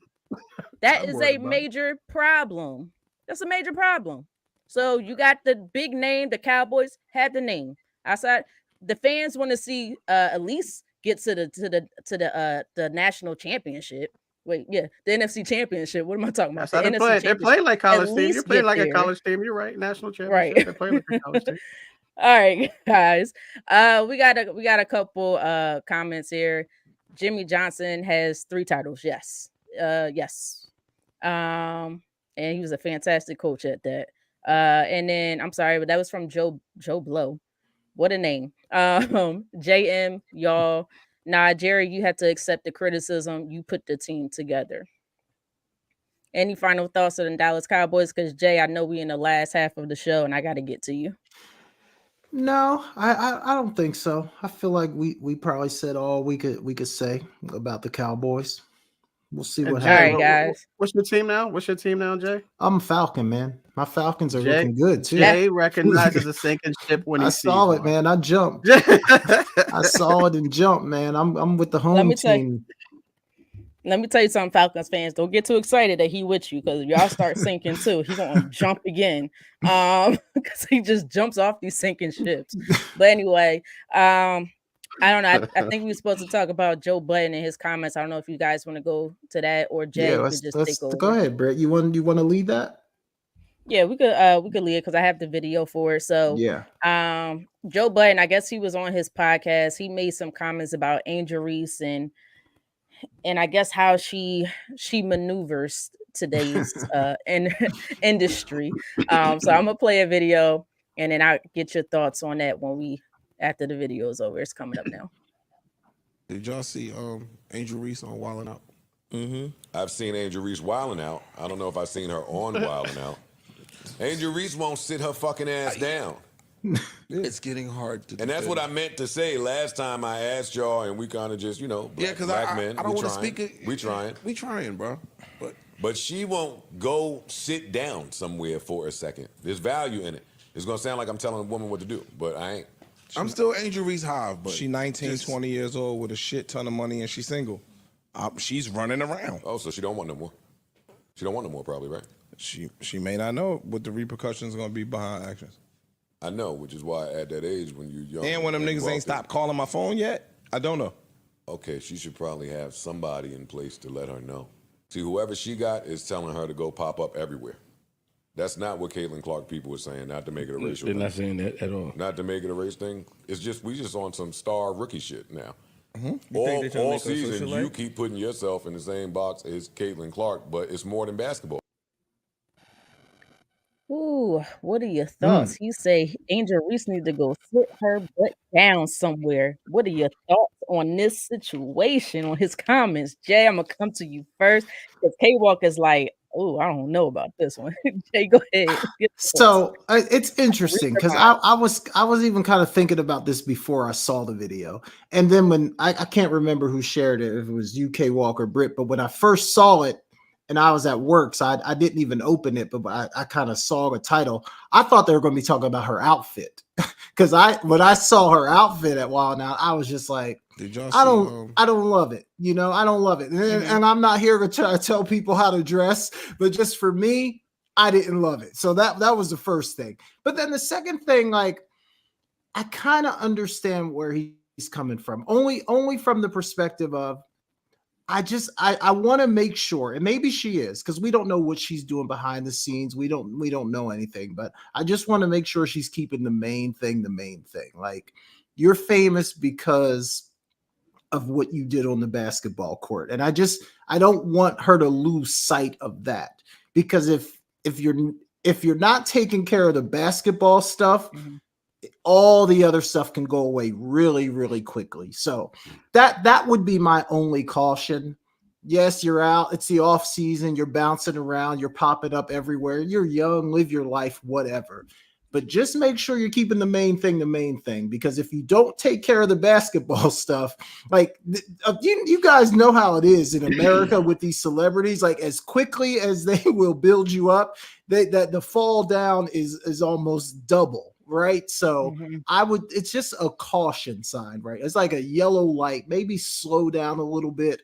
I'm not trying to tell her what to do, but I do think there is value in being a little bit more discreet, not necessarily being out everywhere all the time. I do think there's value in that. K-Walk, what are your thoughts on this? Yeah, I mean, I agree and I disagree at the same time, because I agree with maybe she shouldn't be wearing some of the things that she wore, like especially on Wild and Out, and I did watch it. So I mean, it's a program that fits her generation and fits her personality. So I understand why she went on there. She's young, like the one guy said that You know, she's what, 21, 22, Yeah. and she's got a ton of money, and she's got a brand. And I understand she wants to build that brand. Yep. And being on Wild 'N Out is not a bad thing, because I mean it's everyone's been on it. Everyone's been on it. Right. Kevin Hart's been on it. I mean, so many different entertainers have been on that particular And show. athletes. Yep. And athletes, yeah. So many different celebrities have been on it, and I watch it. I'm a fan of it. I haven't watched it in a while, but I've watched it, and it's funny. It's you know, they keep things clean. They keep, you know, it's not a bad look. I think maybe people are starting to say, you know, what she wore, you know, is not a good look, but a good look at the same time, if you know what I mean. But but I think she's she's not Caitlin Clark. No, she's not Caitlin Clark. They're two totally different people, two totally different personalities. She's an outgoing. Not saying that Caitlin Clark isn't an outgoing person, but she's more of like, yeah, I'll go out here and see what's going on here. Caitlin Clark wants to be more reserved. But when it comes down to it, and Jay, you said the main thing is the main thing. I think the main thing is what they want is basketball, because that's what got her where she's at today, and her appearances are here, there, and we see her at you know different events, you know, basketball games, front row, things of that nature. I'm okay with it, man. I mean, maybe I'm okay with what she's doing. I don't think she's doing anything, you know, outlandish right now. I respect what she's doing. She's got a brand, she's got a personality that fits exactly what she wants to do. And I don't see her doing, I have absolutely no problem with it. I applaud it. But if you want to tone down a little on the outfits, and then I can understand that. That might be the only thing that I would say that, you know, that you can tone down on. But everything else, I'm good with it. Yeah, real quick, I just think America is watching and waiting for her to have a misstep, to have a mistake. I really do, and that's why I just said caution. Like, just be careful. I think she's doing. Because I think she is. You know that they can't wait to tear you down. They cannot wait to rip you to shreds. So I just and I do think, I don't know. For me, I just think some of the superstars that are a little bit more, you know, you don't see them everywhere. It just, I don't know. There's just something about that I like. But again, it's just right. Because that's your personality. We know that you never went out. I went in high school and college. I never went out, but you know, I never did those things either. You know, you always. But we did have teammates who did that, but were able to do it and do it in a respectful manner and understood the limitations of what, you know, the you know, how far they could go or should go. And I think she has the people. So one guy mentioned that, you know, she's got people that needs to talk to her. I think they're talking to her, and I think they're saying, listen, be cautious. I think to use that word, we're going to do this, but we're not going to, you know, get too outlandish with this. So this might be the wildest thing, no pun intended, that we're going to do, and then we'll probably taper it back, because I don't see her messing up her brand for anything or anybody, in my opinion. Yeah. If you want to say she's doing too much with the outfits, fine. Yeah, right. I don't know if I can agree or disagree with that. I don't dress in those ways. I'm a cover-up person. But you understand today's industry. You see a lot of these female celebrities, they come out in some very provocative type of outfits. And let's be real, Joe Budden, that's what the heck attracted you to a lot of these young ladies or ladies, you know, during his time or whenever. Because if they didn't dress like that, would he be with them? That's the question. I don't know. Yes, you do. Yes, you do. Huh? Yes, you do. Huh? Yes. I say yes, you do. I do know. You have an idea. You have an idea. With him, yes, I do know. But yeah, maybe she could potentially tone it back. But I have so much respect for her, and she grinds a lot. So she talks about it. She talks about her workout schedule. So she's still focused on basketball. But this is the new day and age of making money. She's out. She's not on Wild 'N Out just to be on Wild 'N Out. Yeah. She's on Wild 'N Out, probably getting a check. This is her way of making money outside of basketball. We sit and we complain about how WNBA salaries aren't that high. This is her. She's a celebrity status. She's more outgoing than a Caitlin Clark. Way more outgoing than Caitlin Clark. And we knew that when they were in college. You know, she's willing to talk to the media. She's willing to do more things outside of basketball than Caitlin Clark. Caitlin Clark is, like K-Walk said, is a lot more reserved. She just wants to maybe stay in her hometown, pop up every so often And there's at a nothing wrong basketball with that. game. There's nothing wrong with it. That's just two Absolutely. different personalities. And at the same time, she is young. Allow her to have her fun, enjoy her young life. She's not going to be young, but for so long, just be safe while you're doing it, you know? So I'm pretty sure, at least I will hope that she has the right people around her She that's does. I'm sure protecting she her, does. making sure, that she's moving in the right way. Her parents are still there. So, and like you said, she got a lot of money. Have fun, be safe. You see her taking pictures. She seems so nice. When you watch her podcast, when you see her with kids, she's so willing to take pictures with kids and families. So I think she'll be fine. I don't have a problem at all with how she's moving or the way she's doing things at all. Just She turned allow her Joe to have down. fun. Joe Button, that's probably what it was. Joe Button. I'm like, what to Joe Button? First of all, I didn't like the fact that you trying to what he did it on purpose. You're trying to continue that whole Angel Reese, Caitlin Clark thing. You didn't have to bring up Caitlin Clark. Right. He did not have to do that. Yeah. Like that was beyond unnecessary. And Joe Button, I don't hear you talking about the NBA players that go out there and do crazy stuff. I never heard you talking about Kevin Porter Jr. or Mikey Williams or Draymond Green. And maybe he did something about Draymond Green. I'm not sure. When they out there wilding out, are you talking about them? Probably not. And have you talked about yourself? Because when you were young, you show enough. I said that right, was wilding out. So allow her to enjoy her youth and have fun. That's what it is. So, but again, I'm going to believe and I hope and pray in the fact that she has the right people that's doing right by her and that's going to protect her. And I'm pretty sure she understands if she goes too crazy, what's in stake. She just got a big endorsement deal with Reese's, which I think is a perfect endorsement deal for her. I think she'll be fine. I think this is getting way blown out of proportion. Angel, have your fun. Go do your thing. Have fun. Yeah, man. Be smart doing it. That's all. Right. Any final thoughts on the Joe Button comments on Angel Reese? Get over it, bro. All right, Jay, I'm gonna just throw it on over to you because we took our break earlier, and because I know you got maybe some WNBA Finals or college football. Please, I don't want to talk about Ohio State. Don't do that to me. Yeah, let's start with Ohio State because they lost to Oregon on Saturday. It was a great football game. They ended up losing by 1 point, I think it was. Look, I don't think we really need to spend a lot of time talking about this, but I do think the point is worth being made that these teams on the West Coast in the Big Ten and traveling across country, whether you're coming west to east or east to west, has not been good for the teams that are traveling. I think the teams traveling have won 2 games and have lost 9. So I don't know that that's something that maybe the powers that be really thought about, how going on a 5-6 hour flight to play a college football game might not be the best thing for the team that's traveling. But anyway, Ohio State goes down. They lose to Oregon. Okay, well, what were your thoughts on that game, man? Jay, I'm watching this game and I'm like, okay, Oregon. And first of all, Oregon is a lot better than I thought. I mean, I really thought Ohio State was just going. I don't want to say they was going to just wipe the floor with them or anything like that.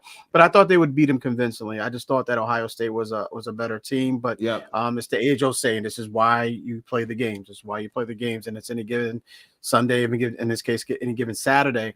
And Ohio State, they were going back and forth, and Ohio State seemed like they couldn't stop. I mean, Ohio State couldn't stop the Buckeyes, and when it came down to the crucial moment, but Will Howard and that decision making, I don't know what he was thinking in that last play, man. I mean, I get it, but what he should have done is just went down immediately. Like after he got the first down, I think they had a timeout left, and I think it would have been first down, so they could have called timeout immediately. Just hit a knee and call timeout. I'm like, go down and hit a timeout, and he just realized that it was too late. But I think that like Michael Jordan used to say, he said they didn't lose the game; they just ran out of time, and I think that literally applies to Ohio State here. But no, I still think they're the best team in the country, to be honest with you.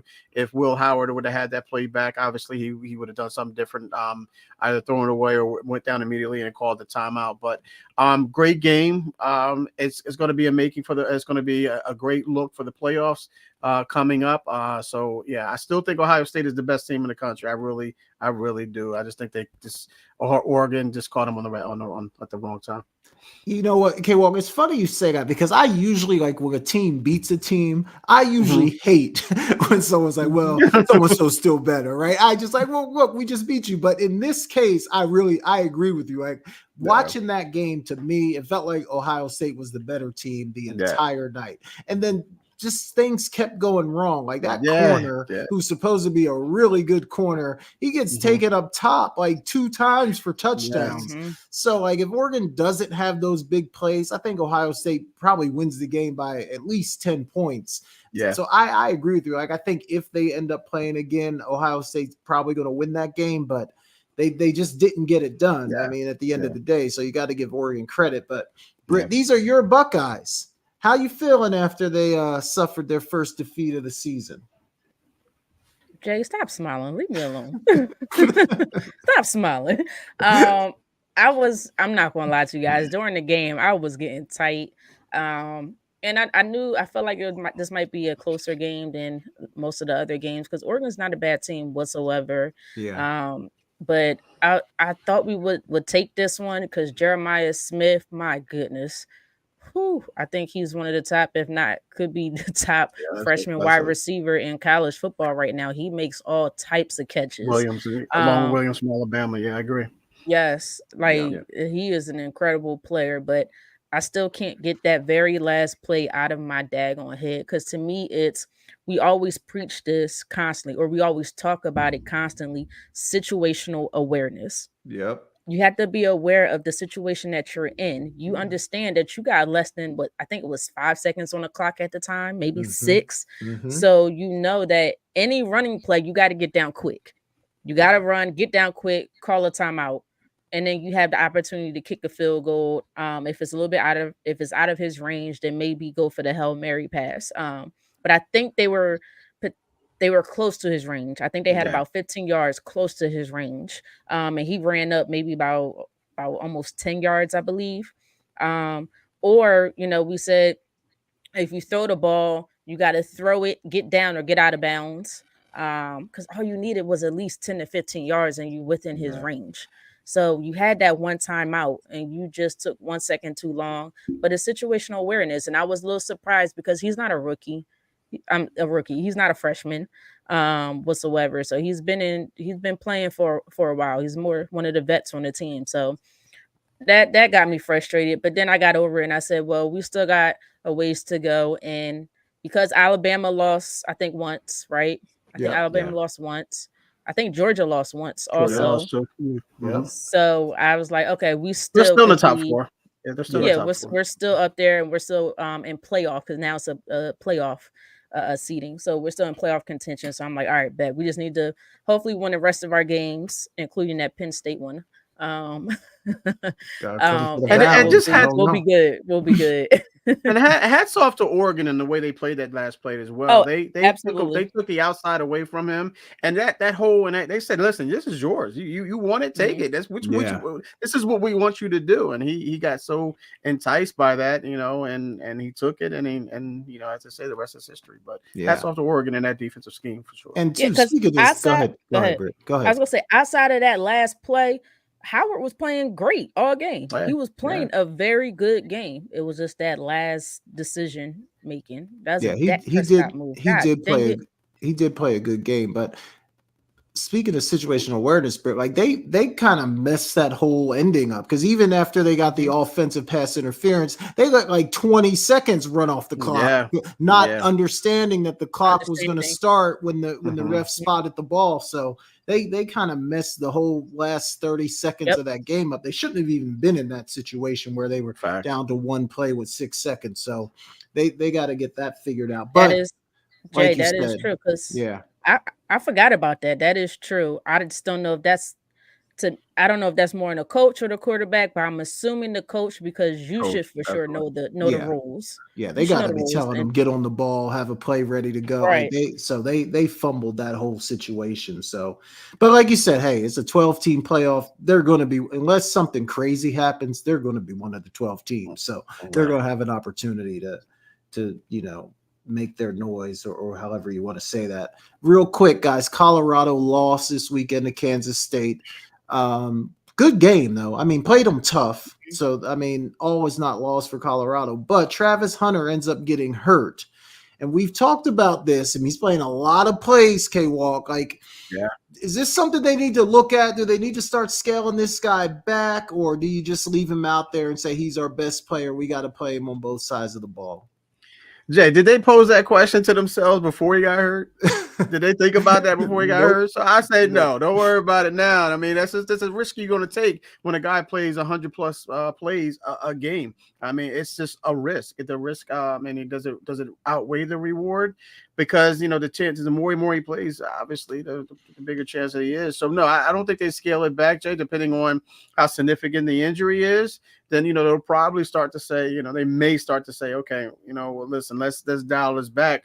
Travis Hunter, once he gets back 100%, or he feels 100%, I should say, then he'll probably make the case and say, listen, I can go. This is a setback. I'm not stopping. So I don't know I forget what the injury was. I think.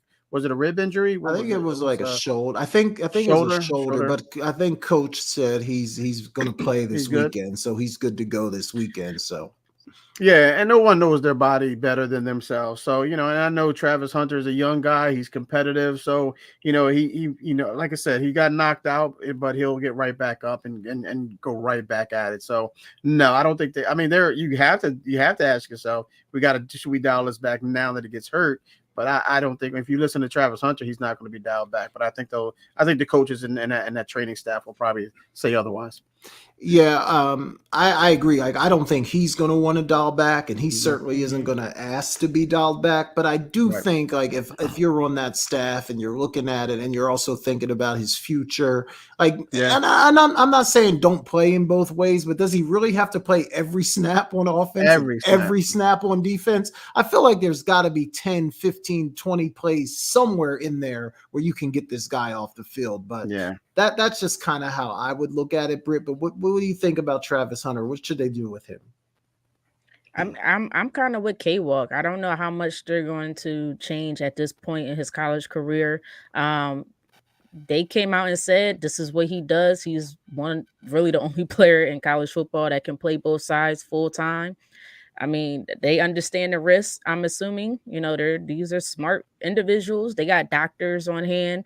I'm pretty sure they had people telling them, trying to get in their ears, like maybe he should only play the defensive side since he's basically a star over there. Not saying he's not a star on the receiver side, but he's way more developed on the defensive side of the ball. But they say he wants to do both. Deion wants him to do both, or Coach Prime wants him to do both.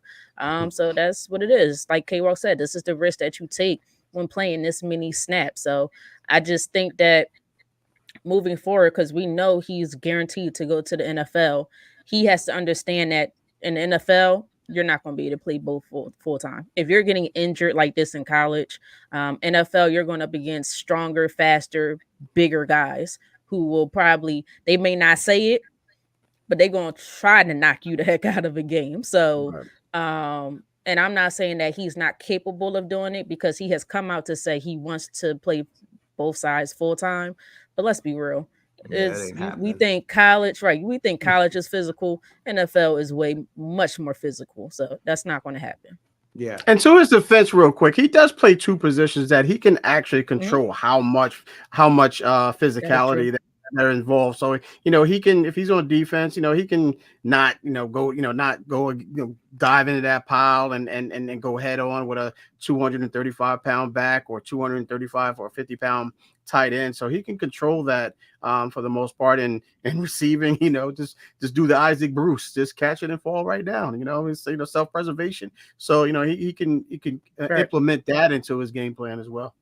Yeah. What do we call that? Business decisions. Make proper business decisions. Right.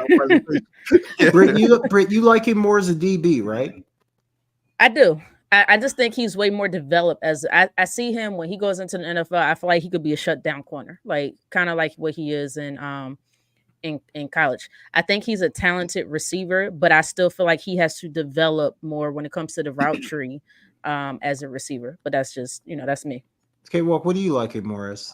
I like him as a receiver, Jay, because I just talked about the size. And when you look, when and Britt alluded to it, when you jump into the NFL, these receivers are, 200 and, 20, 25 pounds. And look at, AJ Browns and those guys that, guys of that nature. And then you got Derrick Henry. I know you're not going to play against these guys every single day or every single week, I should say. But there are guys that are physical in the NFL on both sides, on offensive side of the ball, receiver wise. So I like him as a receiver, man. I think that, you get him with the right receiver coach and the right offense. I think he'll be an excellent wide receiver. He gets the intricacies of running the routes. And I think once he gets that under his belt and implement that into his game, I think he'll be tremendous wide receiver. So I like him better as a receiver. Yeah, it's going to be interesting to see where he ends up. That's for sure. I think it comes down to money. You get paid more as a receiver. You get paid decent money as a corner in the NFL. So it probably comes down to that, but we'll see. Yeah. All right, real quick before we get out of here, guys. My Minnesota Lynx took game 1 of the WNBA Finals. No, Jay, rephrase that. No, rephrase that. You had the Aces. That was your team all year long. All right, let me rephrase it. My second favorite team, the Minnesota Lynx, took game 1 of the WNBA Finals. We get it. We gave that to you. Historic comeback. That was a great game. The Liberty stormed back in game 2. Kind of blew the Lynx out, honestly, toward the end of that thing. Game 3 is tomorrow night. K-Walk, who wins game 3? And so Liberty taking home court advantage back, Jay. Best 2 out of 3. What is the format? Is it 2? It's 2-2-1. I think it's 2-2-1, right? Yeah. 2-2-1. Sorry. So they'll win it They'll win it in Minnesota. They're going to go to Minnesota. They win the next 2? Yeah. I think they win the next 2 in Purple Rain time, and they'll be there in Minneapolis. So I think they'll show some love to Prince, and you guys are gonna be seeing them crying that Dove thing, man. That Purple Rain, When Doves Cry, all that good stuff, all them good Prince's songs, man. So I definitely think that the Liberty will take it the next 2 games. I think they know they let that one get away at home, and they're focused, man. This is their series to win. Let's believe that, Mark. I think Minnesota wins game 3. I think the Liberty win game 4. I think it's going 5. I really think this thing is going 5. Yeah, our usual bet. Our usual bet. Okay, yeah, I'm on for that. For the series or just for game 3? What are we doing? We could do either series or we could do it per game 3 because I feel really good about game 3. Okay. Let's do our usual bet for game 3. Britt, who you got? The bet? You better tell the people what the bet is. $1. $1 bet. trade places. Time. No, it's at least like $50. $1, Britt. Y'all said $1. Me and Kay be sending that dollar back and forth on Cash App. I got $1. But do me one thing: if you're gonna send the Cash App, don't take it out earlier because they're gonna charge you about 25 cents. So yeah, they absolutely will. Britt, who you got game 3 and who wins the series now that you've seen a couple games? I'm with K-Walk on this one. I think they realized that they let that first game go. To me, it came down to toughness. Liberty just weren't tough that game. And Minnesota said, we're taking this. If you don't want to take it, we're going to take it from you. And that's exactly what they did. I think Brianna Stewie spoke to it, and she made some historic numbers in game 2. I think she had 7 steals, something crazy like that. And I think the Liberty said, we can't let another year go by and we let up again. Because they let up quite in the last so many years. They just let the opportunities loose. This is their chance. They are the much better team, and they showed that in game 1 and 2, but they lost game 1. So I'm going with the Liberty in game 3 and in game 4 or with the series. Okay. All right. Good stuff, y'all. All right. We got to get out of here, ladies and gentlemen. But before we do, K-Walk, let the people know where they can find you and if there's anything you're looking forward to this week.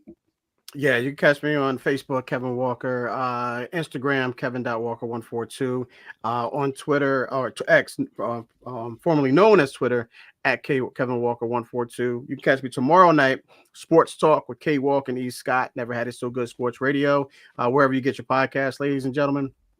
7 p.m. to 9 p.m. or sometimes we go overtime depending on the topics, I should say. So check us out there. What I'm looking forward to is got my Yankees right now. They're doing their thing. My Tar Heels are playing right now, my basketball team. I'm looking forward to more NFL, college basketball, NBA starting, plethora, ladies and gentlemen. This is a plethora of stuff to watch without question. Looking forward to that. Yeah, I'm with you, K-Walk. You guys can find me at Jason Talk Sports on all social media platforms at Jason Talk Sports.